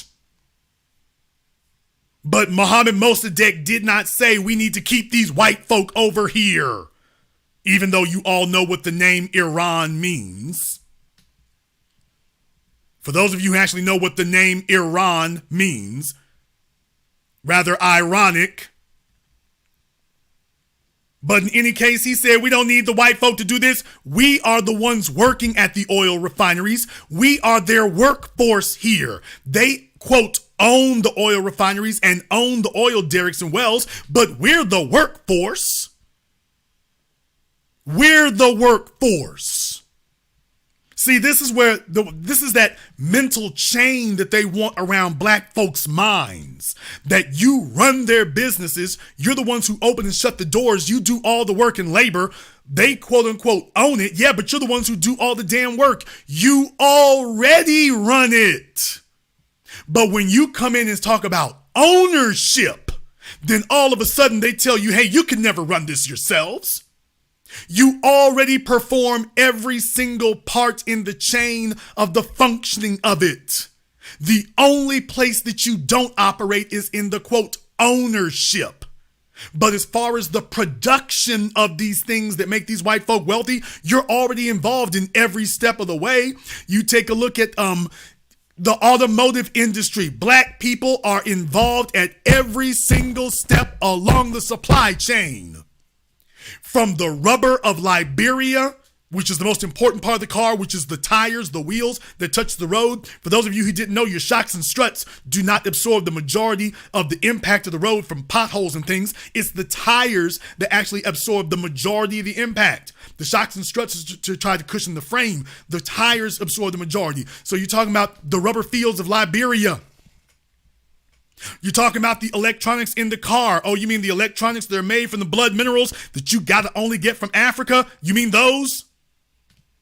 The plastics and petroleums? You're talking about the steel and iron ore? How about by the time you get them to the plants? You go to a GM supplier, it's black folk. You go to the plants, it's black folk.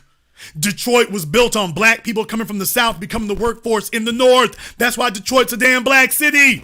Henry Ford, white supremacist arch fiend. But his workforce, my people in Detroit, how did Detroit become such a black damn city? Black folk moving from the South and going to work at the automotive industry there. That we were the workforce. We were the workforce. We assembled the wheels. We assembled the seats. We sewed them together. We did all that. And they telling you today what you can't do without them. But when they tell you show up for work in the morning, don't you understand they're playing the mind job on you? You're already doing it. You're already doing it. And that's just one industry. Telecommunications, we can keep going. I'm not talking about the entertainment industry or athletics. I'm just talking about some things like that you never thought about. Black folk are involved at every step along the way, with the exception of one, the ownership of the corporation. So the ownership simply gets together the money to hire a workforce, and the workforce take it from there. But when you say, okay, we'll run it, they sit up here and play this damn Jedi mind trick on you. Is, oh, well, you built all of this and you constructed all of it and you run it and maintain it every day, but you could never do it without me. I'll be damned, you do it without him every day. You do it without him every single day.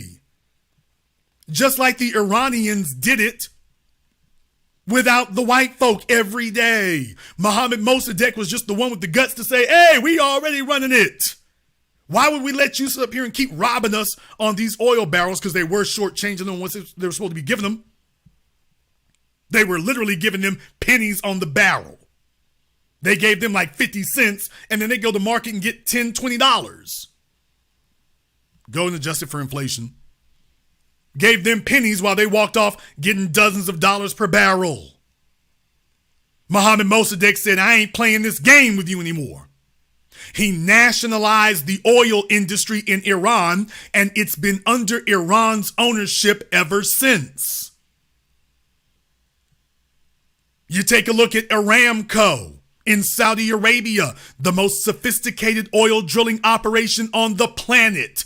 And essentially, Aramco did the same thing. The Saudis said, we'll be damned, we already run the oil industry. What do we need you for? But when you get to black folk, it suddenly becomes this psychological conflict. That fella there's got a slave mind. There are no white folk for him to bow to, so he's calling me up saying, Jason, can't you find me some white asses to kiss? No! And no, he didn't sound foundational at all with his accent. No, I didn't bring no white asses for you to kiss. I didn't bring you no white folks' boots to kiss. I didn't bring you that. I brought you empowerment. No, sir, you gonna be real upset with me. I didn't bring you no white asses for you to smooch up on. None. That's what he's upset about, Jason. I don't see no white asses to kiss. I didn't bring any. We don't need them. Black folk can already do this and run this. But you got to understand, the folks who don't really want us to change, they say, no, well, Jason, no, don't go too quickly now. We got to think it's over now. We got to think it over now. You moving fast, man. You moving fast. Hell no, we ain't moving fast. We moving slow. When white kids have an idea and want to do something, man, you see changes happening in a couple of months. Nobody ever tells them they're moving too fast. Kobe Bryant wants to play in the NBA straight out of high school. You want to do it without our college system? Straight out of high school? Ooh, you moving fast. All of y'all remember that? All my basketball heads remember that? You remember it was a scandal. When Kobe wanted to come out of high school and play in the NBA, said, yeah, I don't need college. I'm tall enough and good enough now. It was a scandal. But I'm from Louisiana, so I used to watch white boys for baseball. I used to watch them being groomed out of high school to go to the pros. They would go from high school to semi-pro. They called it that. Your high school to semi-pro, and then you can go to big leagues. But when you black, all of a sudden, you moving too fast. All of a sudden, the society started being, quote, concerned about his emotional health and welfare. Hell no, you didn't want that to become the norm because you were like, at least in the college system, we can rig it to get some white kids in. If the NBA allows these black kids to come in straight out of high school, the fear among white society was you'd never have another white basketball player again because you just allowed the high school kids to bypass the college system altogether. Well, it didn't work out that way anyway. Yeah, but it didn't prevent them from being afraid of it. And that's what it was really about. They were scared of it. And they wanted you to be afraid too. And guess what? The sun kept coming up and everything was fine. Hell no. No, they didn't need them. They didn't need to be shepherded in. You already controlled it. How the hell were they running things before the white folks showed up? This idea that you need a white person standing over you for something to get done. Hell no. Here's what they really don't want. What they really don't want is black folks standing over other black people to enforce the code. They want, when white folks show up, you will be sitting up here strong-arming and disciplined and rock-ribbed and lockstep. See, you're supposed to snap to attention for white folk. But they want you to be under the idea that if you're under competent black leadership, he doesn't really know what he's doing. Okay, but if they get a black head coach, all of a sudden, ooh, he must know what he's doing. The white folks said it. But the idea that you can have a closed black ecosystem where we choose the excellence and the leadership, and we then trust that leadership. This is about deceiving you so you don't have confidence in yourself. So when the white folk were here, you knew how to work the cement truck. Boy, you would brag about how good of a job you did making the roads and leveling the roads and putting the crown in the road to go ahead and lay it down for this white company. You were proud of it then. When we say, okay, let's get them out the way so we can go ahead and run it, which is what we're supposed to do, all of a sudden, wait a minute now. Hold on, Jason, you moving quick there now. You moving quick. You moving fast there now. I don't know, we can't really do this by ourselves now. Can't really do it by ourselves. Fear is a prison. Fear is a prison. Caller from area code 210, you're on live with the Black Channel. What's your name? Where you calling from?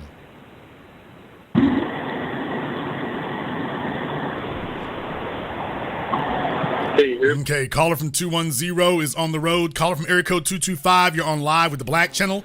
What's your name? Where you calling from? Yo, this is Joseph from Baton Rouge. How you doing, Jason? Okay, Joseph from Baton Rouge, what's on your mind?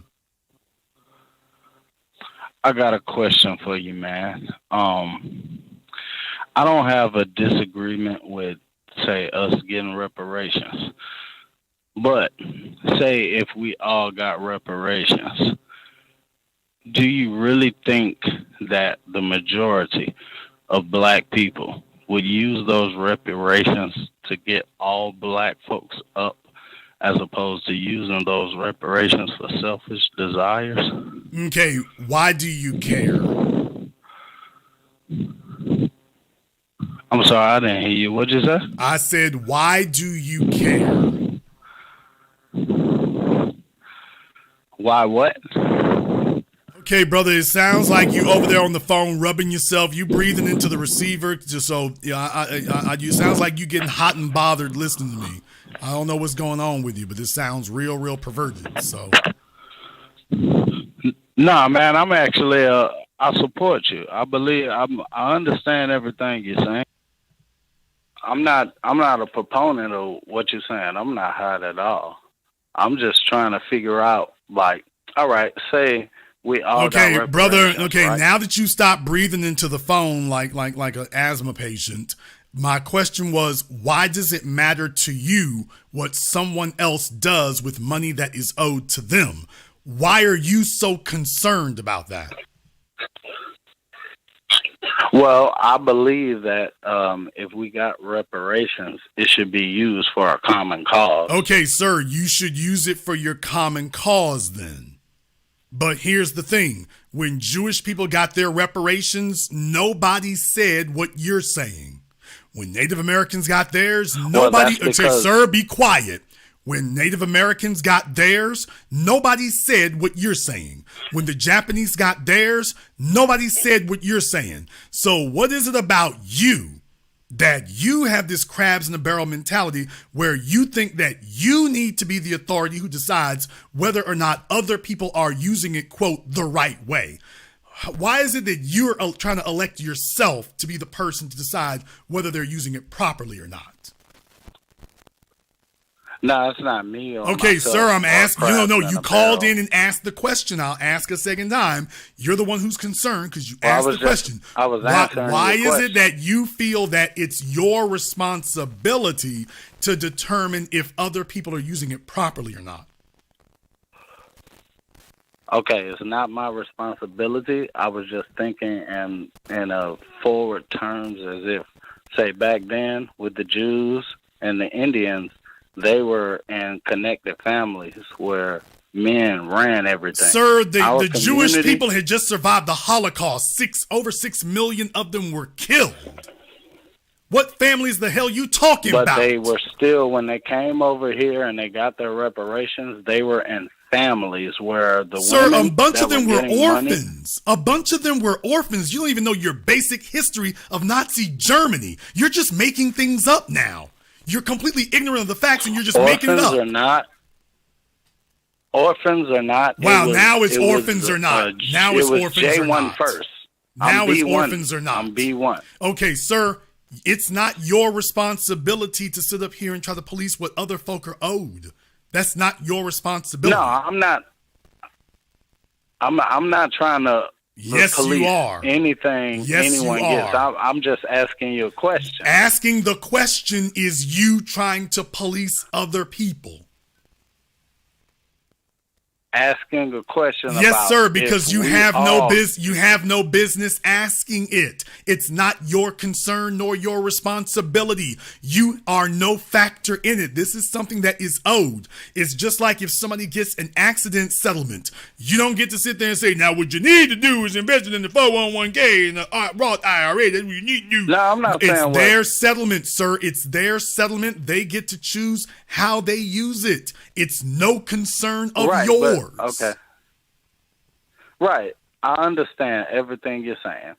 And I'm asking you a question. Do you really think if every individual black person got the reparations that they were owed, do you think that every individual black person would look out for B1 as opposed to themselves? I'm just asking that question. It's a yes or no question.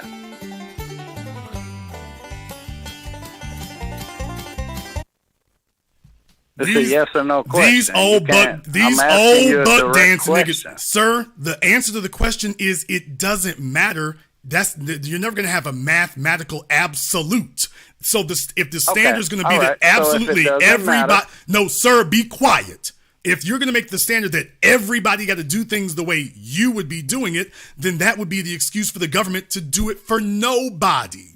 So we're not going to make it everybody's got to be on the same page, because that will be used to say nobody can get it, because you'll never get 100% of people on the same page to do the same thing. Furthermore, we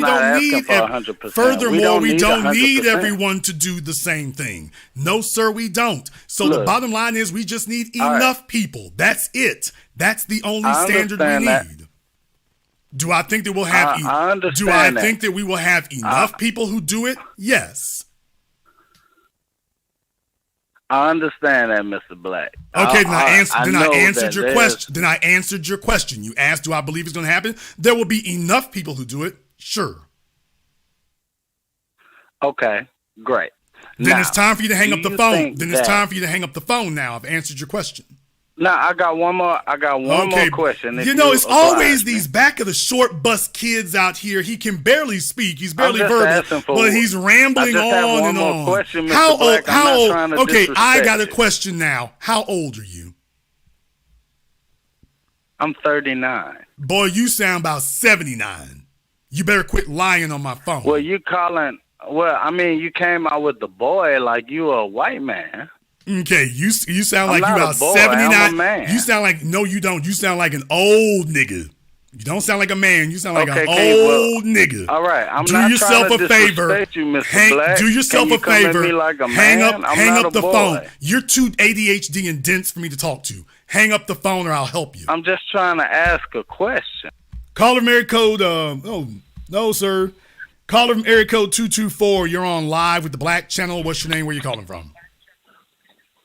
This is Harper. My name is calling from Chicago. Okay, you sound JP, very you're just spreading unsure good- about yourself, man. You stumbling and bumbling and tongue-tied and thick-tongued already. Do you need a minute to compose yourself? You sound very unsure of yourself.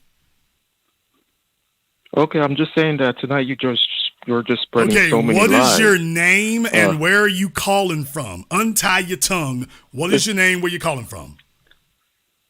This is Harper. I'm calling from Chicago. Okay, Harbo from Chicago. What's on your mind? Okay, you're constantly saying tonight that black people voted Lori Lightfoot out of Chicago. That's not true. No, the vast sir, the numbers majority show of- that. This is my opinion, the numbers show that. 17%, pretty much her coalition of voters were from foundational black Americans living in the south and west side of Chicago. Who are the vast two people in the runoff in Chicago? Now I already know the answer. Who are the Brandon- two people? Who are the two people in the runoff? Brandon- Go on. Brandon Johnson and Paul Vallis, but white people. Okay, and what us political Heathers political party are they members of? They're the members of the Democratic Party. Okay, hang up the phone. You're done. I'm just saying that, sir. You're done. You're done. Hang up the phone now, Black people, sir. black All right, people- hang up the phone. All right, he's not going to quit talking. He's going to try to bumble and stumble anyway. Hang up the phone, mushmouth. Hang up the phone. He's going to try to convince us that that every single black person in Chicago voted for Lori Lightfoot. No LGBT, no white folk, no Latinos. It was all black folk. Every single black person in Chicago voted for Lori. Okay, but what about the black fella who's in the runoff now? No black folk voted for him. None voted for him. And the white dude. Okay, so the white folk all voted for him. Really? Yeah, folks, if you go and take a look at the numbers there, the black fella's running against the white dude. He's trying to tell us that all the black folk voted for Lori Lightfoot. Okay, so all the white folk voted for what's his name, AJ versus Vallis, whatever his name is. All the white folks, those two split the white vote. Those two split the white vote. Do you realize how crazy you got to be to say something like that?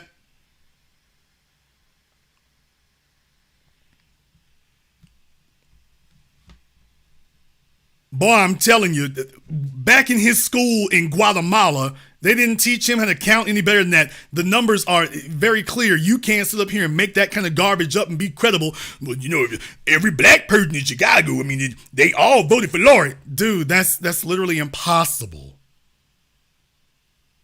That's literally impossible. Well, you see, back in Nigeria, the way we kind of did the math. Okay, sir, all right. All right. Okay. That's what happens when you're desperate. You just stop thinking. I just hate y'all so much, I'm going to make up demographics. I don't like foundationals. I'm going to make up some demographics. Lori Lightfoot's a Democrat. She got outvoted by 2 other Democrats. Well, all the black folk voted for Lori. So no appreciable black vote voted for the black guy who was running who beat her. Nope, all the white folk and Asians and Latinos, they split that vote. This tongue-tied fella is going to sit up here and try to be a political statistician now. Yeah, the two guys, they split the rest of the non-black vote. They split it. Lori Lightfoot, that was all the black folk voted for her. Do you realize how silly you have to be that guy? I bet you he puts on his shoes backward. Can't figure out why his toes hurt. If y'all see a nigga walking down the south side of Chicago with his shoes on backward, talking about his toes hurt, hey, did you call in the Black Channel last week? Harbo. Caller Miracle 903, you're on live with the Black Channel. What's your name? Where you calling from? Antoinette from Texas. Antoinette from where at in Texas? Bullard, Texas. All right, Antoinette from Bullard, what's on your mind? Yes. I was calling to let you know that I appreciate everything that you do, and I wanted to give you some encouragement. And also, I just want to say this, and I'm going to get off the line. My dad taught me everything that I know about white supremacy. He spent his life telling his children about how that was. And I want you to know that we appreciate you, and don't you give up. Hang in there. Well, thank you very much. You all are the don't reason I hesitate stick with it to in the let first go. place. So I thank you very much for your support. I thank need all of y'all to stick with it here. This was just the first chapter of it. We got many more to go. Thank you very much for giving us a call tonight. Let me get caller from area code 416. You're on live with the Black Channel. What's your name? Where you calling from? Hello. You're on live. What is your name? Where you calling from? My name is Hans. I'm calling from Toronto, Canada. Okay. And, Hans from Toronto. What's on my your elder mind? brother. I really appreciate what you talk about when you discuss about the political aspect and this Roland Martin. I just can't. I'm a Haitian myself. I can't believe that we have these kind of people in the in the United States. Trying to usurp my black African brothers, American brothers there. And I wish to let every Haitian know not to participate this kind of crap, and to remember that we're all in the same boat, some more than others, and that we, not to do this crap and be great betrayal to our American brothers. In Canada, we have those white supremacists, same as the United States, but different ways of doing it. So just to know that we're all in the same boat, and this kind of betrayal should never be accepted by my so-called fellow so-called Haitian. So that's all I want to say. And doing good job. Thank you, sir. Thank you very much for giving us a call tonight, brother. Much respect. We appreciate it. Want to send a big shout out to everyone who has contributed to support tonight's program on PayPal, Cash App, Super Chat. So Bridget, thank you very much. Andrea, I see you over there on Cash App. Thank you very much for your support. Mr. Fairchild, thank you as well. And a big shout out to Vinny V.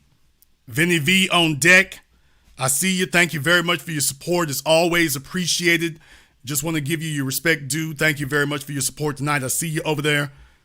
Big shout out to you as well. Let me get caller from area code 210. You're on live with the Black Channel. What's your name? Where you calling from? My name is Lorenzo from San Antonio, Texas. Okay. We're going to have a hard time hearing you. So if you have your phone on Bluetooth or something, we're going to have a very difficult time hearing you. Okay. I'll just call back because I'm probably going to have it. Okay. Let me get caller from area code 626. You're on live with the Black Channel. What's your name? Where you calling from? Brother Jason, Jeff Brown, how are you, man? Jeff, what's on your mind? Hey, man, I swear, I usually I go, you know what, I'm not gonna call. I just listen. That's how I try to stay off from calling all the time. But you do the few phone calls ago. Do the sound 89 by 39. I don't understand what those black people don't understand about what you owe somebody. It's none of your business what they do with it. Why do you apply this logic to this money? And I think it's connected to this, Brother Jason. Most black people ain't mad about what white folks did to them. They mad because white folks don't love them yet. They mad that there are black people that are so Uncle Ruckus that they are upset that we even think of asking for our share, which really, if you think about it, is insulting in its own right to even have to ask for something that ain't close to what they stole. Ain't close to what they ain't. Let's not talk about us predating the feather Indian here. We ain't even talking about that. I'm talking about the difference between what we're asking for or demanding, which is owed, out of their mouths on their filthy paper. The difference between that and all of what they stole, and it's black people that have a problem with that. I got one question for you. And this is a place where we kind of disagree. I don't know if I want dollars, because dollars can crash. I want land, silver, and gold. What say you? I think I covered that a couple of weeks ago here, with Bruce's Beach and things like that. Land is something, unfortunately, that can be manipulated. It can be gentrified after you've bought it. Mineral rights and everything else. Land is actually something that's open to manipulation. Money, on the other hand, there's a reason why. For example, let me give you an example, Jeff. Let me ask you something. Let's just say that tomorrow, okay? Let's say tomorrow you were in an auto accident. Roland Martin's driving a food truck down La Brea, and Roland Martin hits you in the food truck because he's looking for a honey bun on the floorboard. So he winds up his elbow. He can't hold the steering wheel. He winds up hitting Jeff. Okay, Jeff is paraplegic. He's lost the use of his legs. When Jeff, I don't like this at all. But go ahead. I don't like it either, but here we at. So when Jeff goes to court to get a settlement so he can go to rehab and everything else, or for what he's going to do for the rest of his life, what is Jeff going to ask when the insurance company comes and says, well, Jeff, really sorry about your legs, but we got a nice plot of land out in Moreno Valley?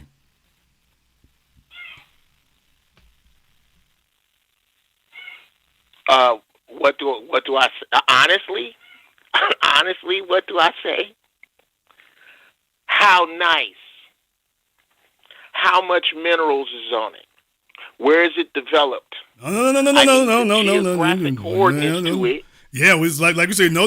We got to look. We got a big plot of land out there now. That's the most we can do? Because here's the issue. As black folk, we wouldn't be able to do that for reparations because land is limited, and land that's sitting on anything of value is even more limited. So you wouldn't have the ability to divide that up among 40 million people. Otherwise, it would just be very small parcels of land. So you wouldn't be able to do that at scale. You could do it for one person here or one person over there, but you wouldn't be able to sit up here and get the geologists and guarantee mineral rights or on anything of value. The most they could say is, hey, you got a piece of land. Let me give this to you in another way. When Elon Musk builds a car plant or a gigafactory, and y'all should know he started out there, he didn't ask if the land's got minerals on it. He's like, hey, what I'm going to do to the land is going to make it more valuable. So when you go to court, you got California's like Louisiana, you got your ambulance chasing lawyers on the freeway out there and whatnot. When they're soliciting business, they don't promise you a college education. They don't promise you a land grant. They say, hey, one call, that's all, I got your check. Point taken. How about gold? The problem with gold is that when you take a look at gold's long-term performance, you realize that if you had bought stock in Apple back in 1984 or stock in Microsoft and versus the exact same amount in gold, you can't even compare. Gold has essentially remained flat in value because gold is a store of value, but gold isn't something that appreciates in value. So the reason why people cite gold is because gold technically throughout time has never had zero value. Now, yes, it is true that fiat currencies are really dependent on the power of their empires, and fiat currency has the ability to go to essentially zero value. Yes, that is true. The bottom line is, however, gold as a store of value has essentially been flat. So yeah, it won't go to zero, but by the same token, it didn't really matter. If you had a bunch of gold in the Roman Empire, it's good if you can get away, I suppose. Maybe it is. But do you really want to show me somebody who's going to walk around with all of their wealth in a bag? It's unwieldy. I was about to say, if you were able to pick up all your gold, imagine if you'd been in Nazi Germany after it got defeated and you're sitting there with a bunch of gold. Here's the real thing. The folks who had their gold or their currency money, and a few years later, the economy had recovered. They call it the great miracle. Here's the problem. They call it both a miracle in Germany and Japan. It doesn't sound like much of a damn miracle. This is just the standard way that's a reset button on the economy. And after a war, the powers that defeated you are probably going to push the reset button on your economy. They want to rebuild it to their benefit. So yeah, your currency might be at zero, but it's not going to be there. Dollars at that point. Well, what I'm saying is that once they rebuild it, it's not going to be at zero for very long. If you're caught with dollars, here's the real thing. If the crap hits the fan like that, folks are already shooting and stealing and killing and looting. So am I saying that you shouldn't have gold? No, I'm not saying you shouldn't have gold. However, here's the real issue. If you hit, at this point right now, if you hit an apocalypse now scenario, what good is gold going to do you? Like, think about what would be the scenario. What would be the scenario?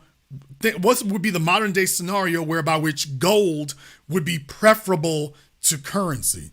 In an industrial country, what would be the scenario in which gold would be superior to currency in an industrialized country?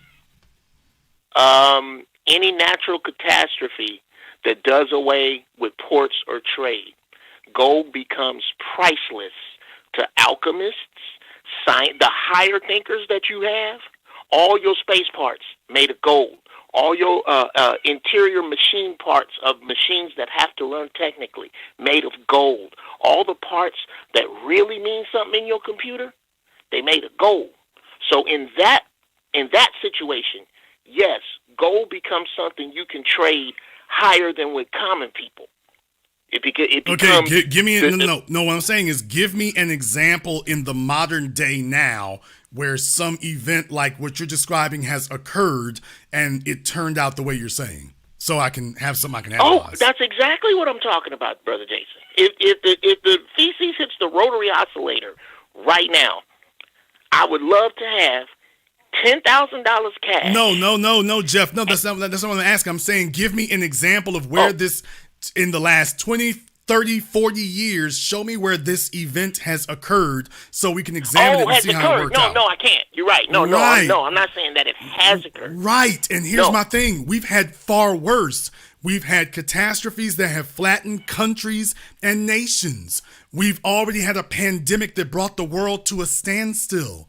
At no point, cryptocurrency, which is even worse than fiat currency, cryptocurrency is completely imaginary. It's not backed by anything, not even a government. So cryptocurrency leapfrogged even the dollar. So your nightmare scenario of locking up the ports, and we all saw what happened to the Port of Los Angeles and the Port of Oakland. Talking about locking up your ports, yeah, we experienced that. And at no point did gold raise in value to leapfrog anything. Why not? Why is it that didn't happen? Give me that one more time. I can tell you the real world scenario where your ports got locked up and the world got brought to a standstill. It was called the pandemic of 2020 to 2022. At no point did gold become more preferable in any way. As a matter of fact, the world stopped making as much and mining as much.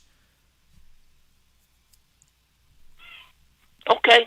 And I'm going to think, Brother Jason, you know where this comes from? I don't trust these white folks.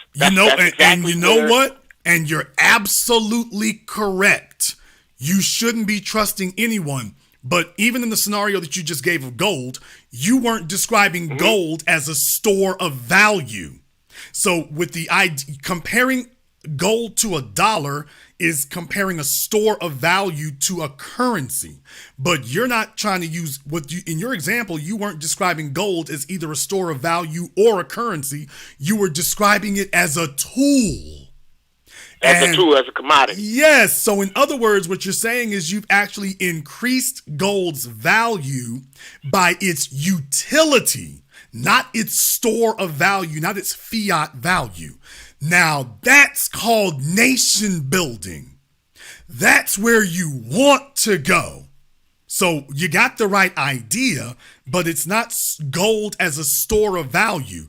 Remember, white folk didn't move away from gold because they were dumb. They moved away from it because they were smart. Everybody else followed them, not because they're dumb, but because they were smart. Because if you have an economic system that's built on gold, remember the world's population was only 1/20th what it is now 2,000 years ago. You didn't have billions of people. So it was a lot easier for gold to be both a currency and a store of value.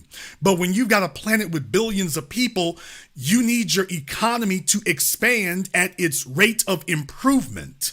But if you're artificially shackled to how much gold you have stored in your reserves, then your economy is going to be artificially limited.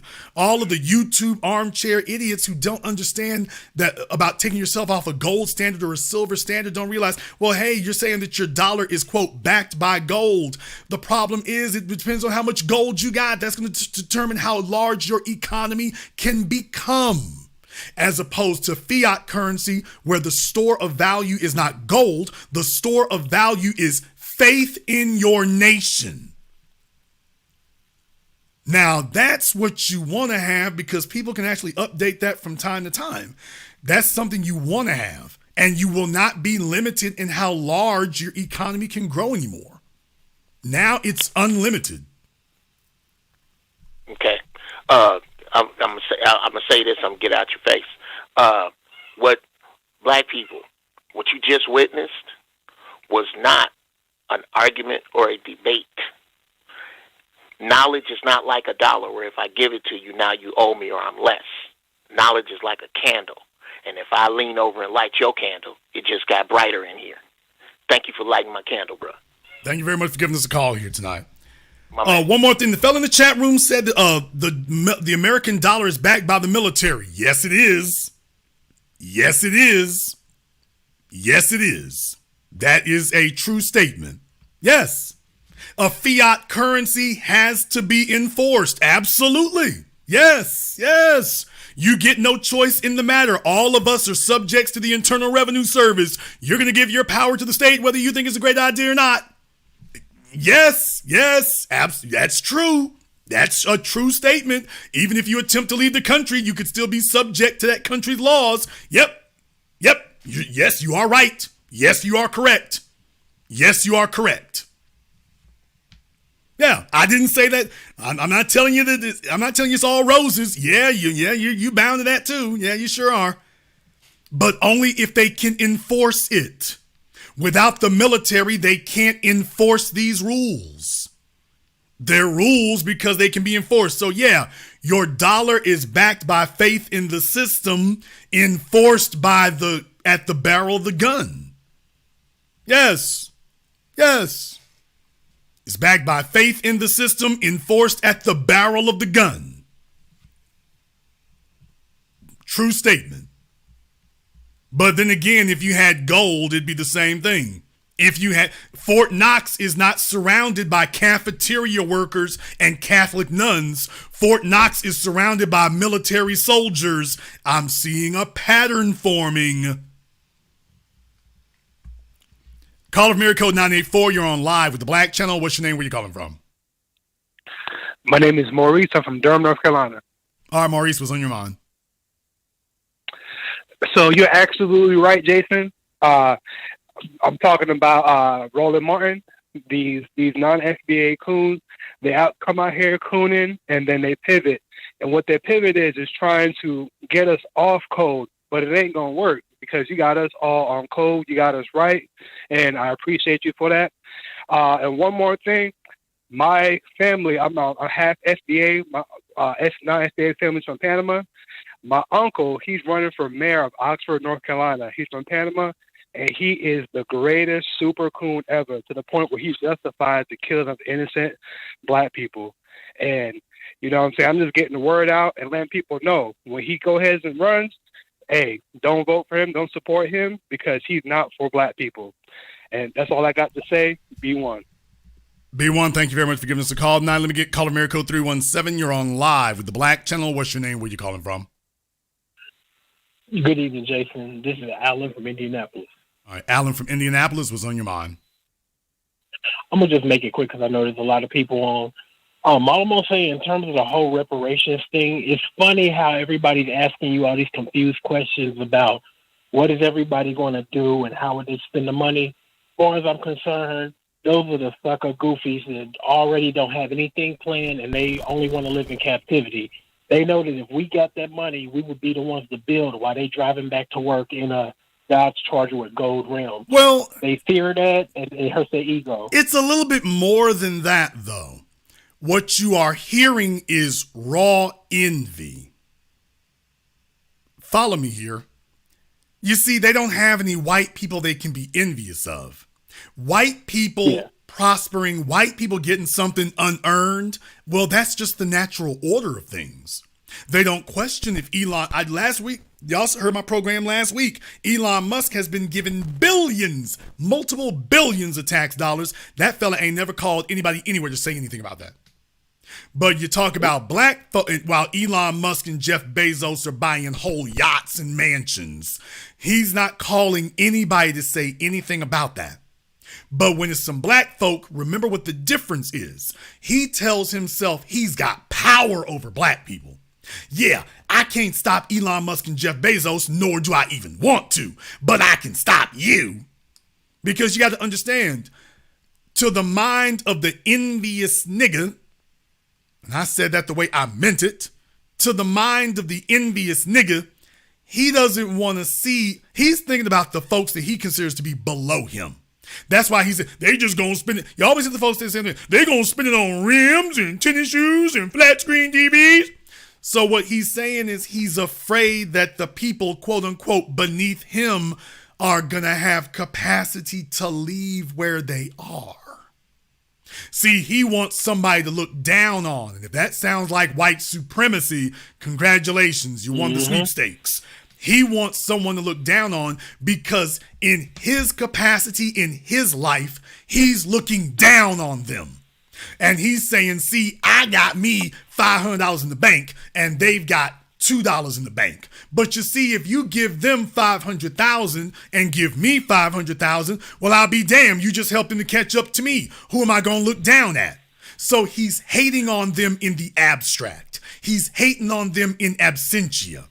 Here's the reason why you cannot make that argument on reparations, is what I said to him. If you, first of all, you're introducing an artificial standard. With the majority of people, the standard is that we're owed it. You can't allow it to be any other standard, because once you introduce anything else, you're now making the argument to give reparations to nobody. If the standard becomes a, quote, financial or fiduciary responsibility standard, who decides responsible enough? What ratio or percentage is, quote, responsible enough?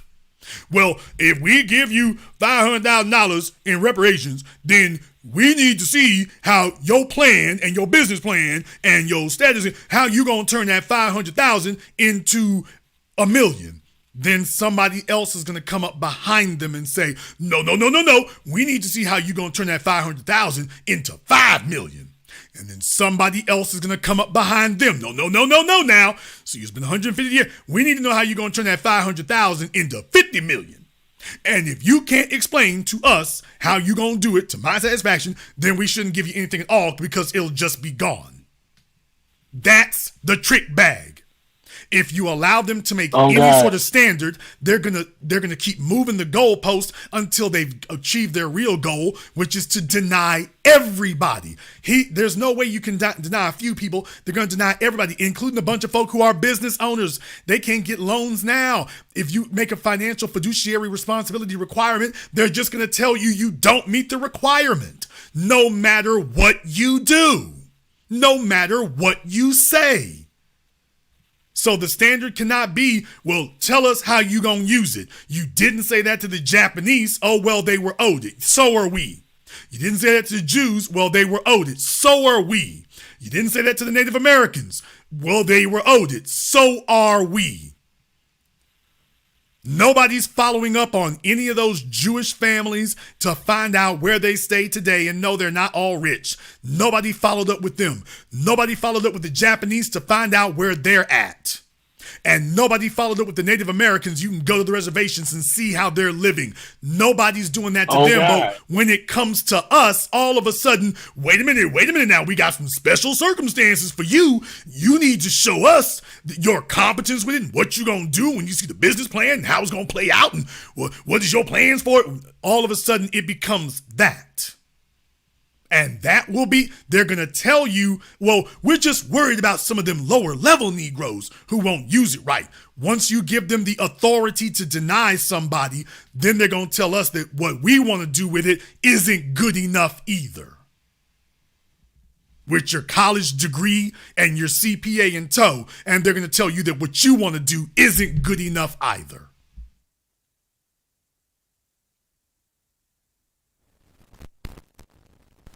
Recognize crabs in the barrel when you hear them. Thank you very much for giving us a call tonight. He's in stunned silence.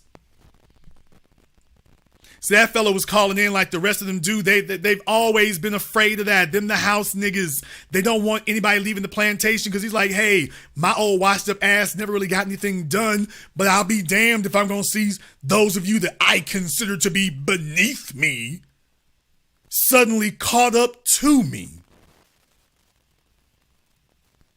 Because he can't look down on you anymore.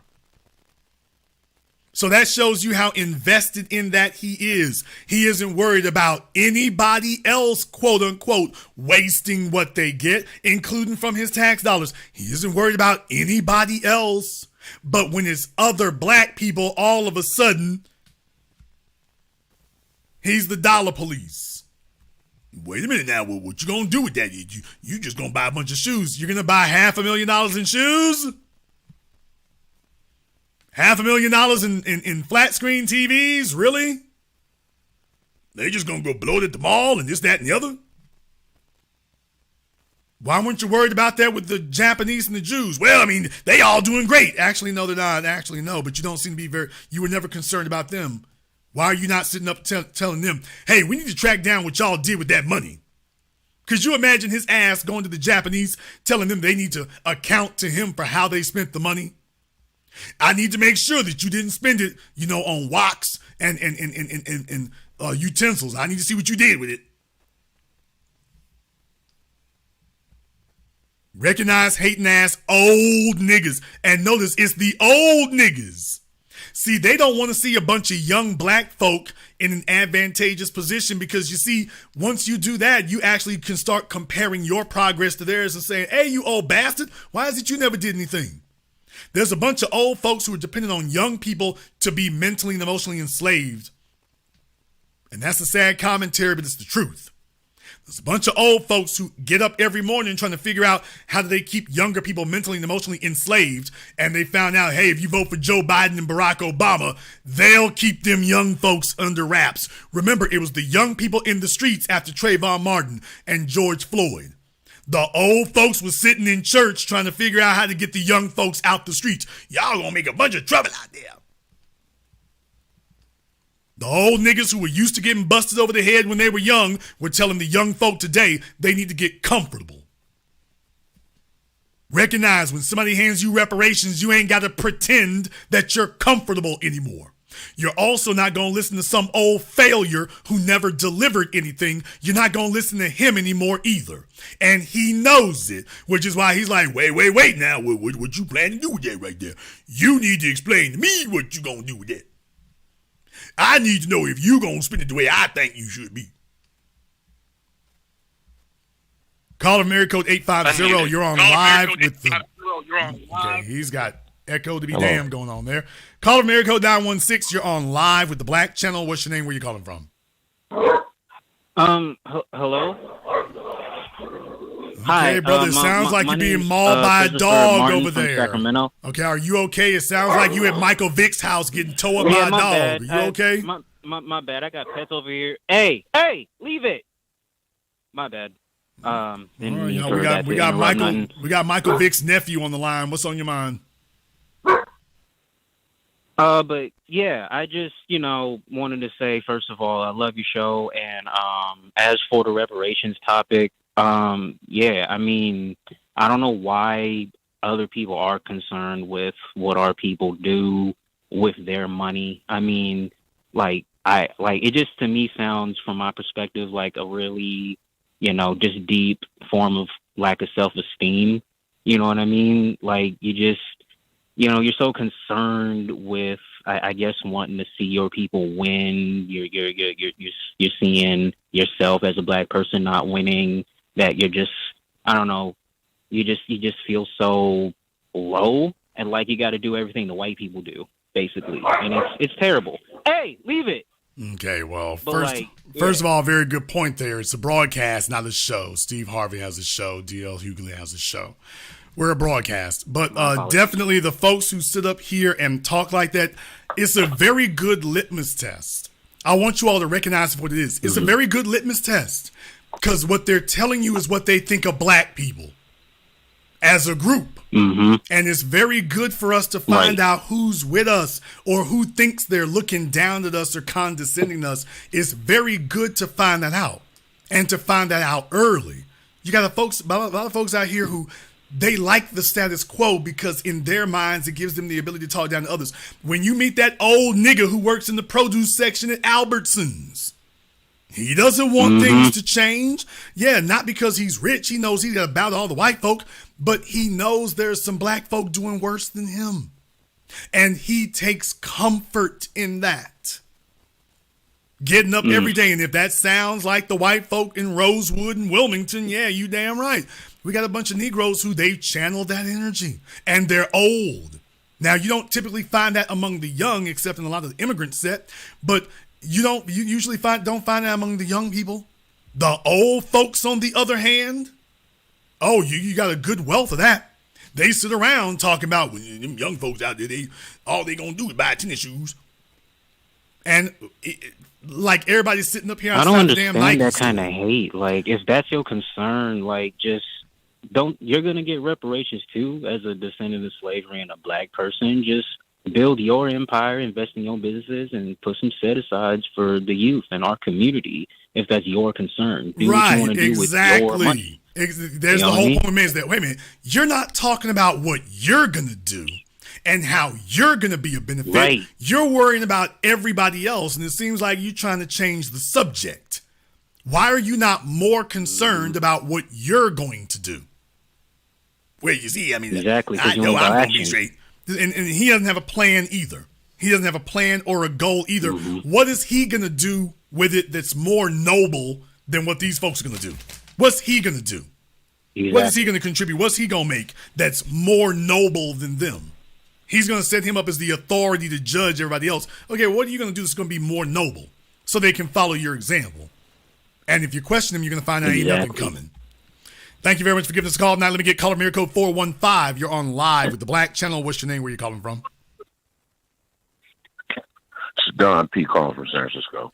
Don from San Francisco. What's on your mind?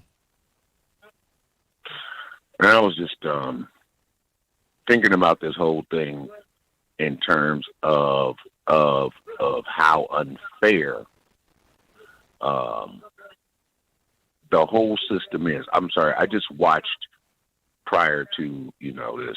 I watched Professor Black-Truth's 3-part series and his epilogue on reparations. And when folks understand what it is that we're asking for and how it is that you've benefited and how this whole society that we call America, how that was built. We don't even need to talk about the atrocities that came along with that building. And see, after enslavement, you had 150 more years. And like he said, about the 13th Amendment, that word accepts nullifies everything before it. These people have been living off of our backs. Capitalism requires enslavement. So they just went from the official enslavement after the Civil War, they went to the unofficial enslavement. and there was the 13th Amendment. And this is all about business, and this is all about how they control the business of black bodies. And they do. And the biggest lesson for us to learn here is we follow the dollars. I want everybody to not get confused. Yep. We follow the dollars. These folk didn't fight us for anything other than the money. Once they got the money, that was it. You want to defang them. You want to get to the core of the matter. Start talking about them dollars, and now you're getting right to the heart of what really matters. Thank you very much for giving us a call. Let me get caller from area code 727. You're on live with the Black Channel. What's your name? Where you calling from? Sarah from Tampa. Okay, who from Tampa? Okay, and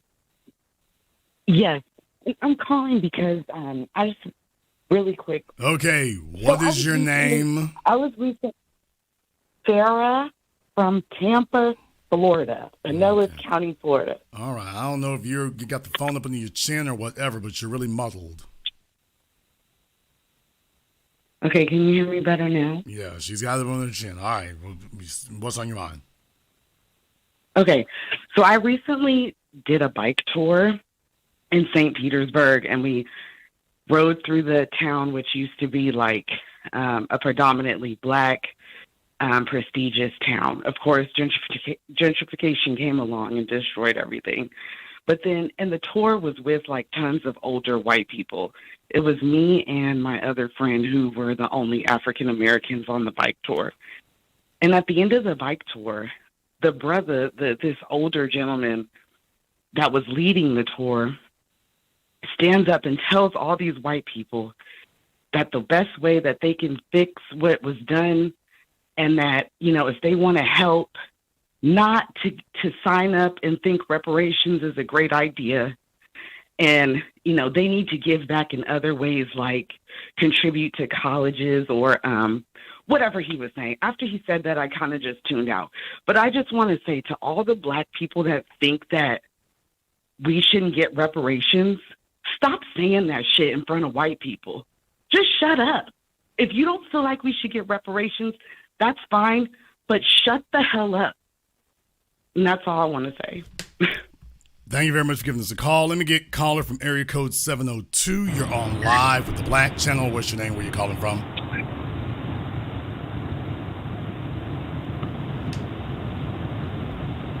Okay, let me get caller from area code 510. You're on live with the Black Channel. What's your name? Where you calling from?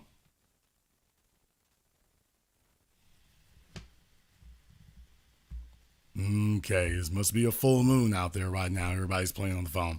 We're going to go ahead and wrap things up here. Like I say, the story about Montgomery, Alabama, I'm aware of that too. That was something else I wanted to touch on in context of everything else. Might get into that tomorrow. It just depends. Might get into that tomorrow. But yeah, there's a big lesson to be learned here. There's a big lesson to be learned for all the folks out there who doubted our efficacy and doubted what we're doing and wondered whether or not we were on the right trail or not. Just understand, change doesn't happen overnight, but it does happen. If you are persistent and consistent, change doesn't happen overnight, but it does happen. We say keep up the good fight for a reason. Keep up the good fight for a reason. We're going to go ahead and wrap things up here tonight. If you are new here to the Black Channel, welcome to the haven of intelligent black thought. We do this every weekend. Click that red subscribe button. Click that notification bell. Join us each and every time we're here. If you haven't been to our website, blackchannelfilms.com, you want to go there and check out our groundbreaking best-selling documentary work, 7 a.m. Gentrified Race War, all available on DVD and streaming. Go to blackchannelfilms.com. That is blackchannelfilms.com. I want to say a thanks to all of you here tonight. I want to say a thanks to all of my brothers and my sisters from around the world. I want you to understand something. I'm not a microcosm, or at least I'm not an island. I'm not a singular entity. I didn't do this by myself. If you weren't here, I'd just be a guy who may or may not have his money together, who's yelling into a microphone and unhappy about the way things are. being able to buy billboards and airtime and everything else, that's nice. That's great. That's wonderful. But I did not do this by myself. Those of you who've been riding for me, those of you who've been backing the play, I say riding for me, but you riding for us. I'm symbolic. You are Jason Black. I'm just the guy who talks into the microphone. You are Jason Black. You are the force multiplier. You are what changes the national narrative. Every one of you who has spoken here, all of you who have chosen to financially support what we do, even though I don't rely on that to do what I do, that means something. I don't ever want to disparage that. That means something. Let me tell you something. When you get $1 from black folk, that means something, because they had to work harder for theirs and they got fewer to end up with because the system is rigged against them and it's engineered against them. So I don't ever take it for granted. I'm never unappreciative of that. And for all of you who put in the time, the shoe leather, and the work, remember back on July 4th week, you had that disrespectful Negro from the Caribbean sitting up here talking all kinds of crazy about black folk, trying to make it sound like it's a joke. And I gathered everyone together and said, hey, we gonna call, what was that, Tate College or whatever? We gonna call and let them know. Is this your man? And a bunch of folk were questioning it and saying, hey, what's the point of that? They were questioning it. We don't get the point. What you trying to do? What's that matter? He doesn't teach there anymore. But because, let's say Pace University, I forgot the name, Pace University, thank you. Y'all came together and shut down the damn switchboard, and folks were wondering, man, is this gonna matter? What does it matter? We shut down the switchboard. Next thing you know, Pace University goes to their Twitter page and disowns him. Next thing you know, he had been talking all buck and he had been talking all defiant and he didn't care what anybody had to say, and y'all can kiss his ass if you don't like it. I ain't worried about what y'all think, he. And I told everybody, hey, them credentials, he keeps talking about those in the academic world. Let's see if he gets his peers to talk about that. The peers are the ones who lit him up. Next thing you know, he's back on Twitter apologizing. Next thing you know what? I don't think I want to talk like that no more. Attitude adjusted. Attitude adjusted.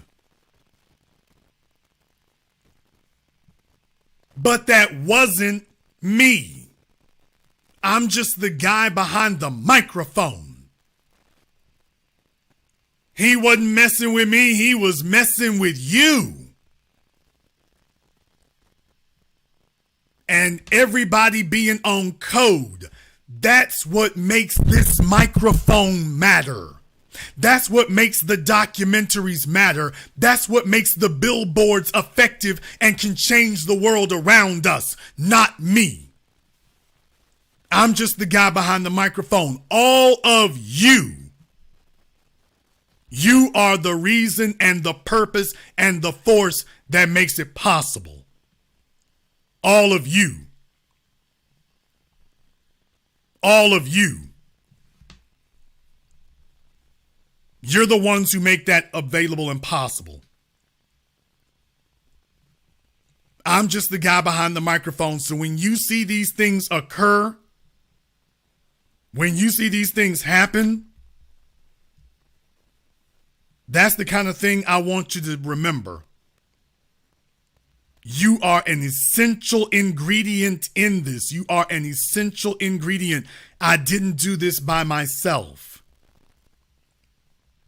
I have personal sacrifices in it, but I didn't do it by myself.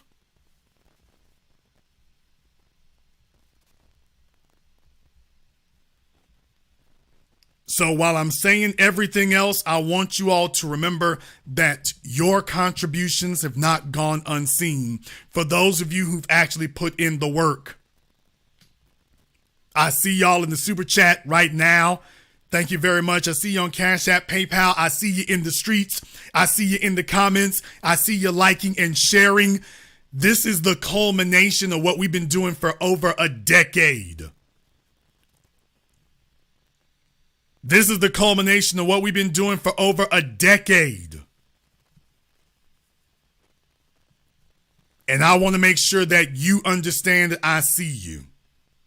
But we don't have time or the ability to sit here and take victory laps. We are in a state of war. We got about 5 seconds to sit up here and acknowledge that, and then it's back to the grind. We got about 5 seconds to acknowledge it, and then it's back to work.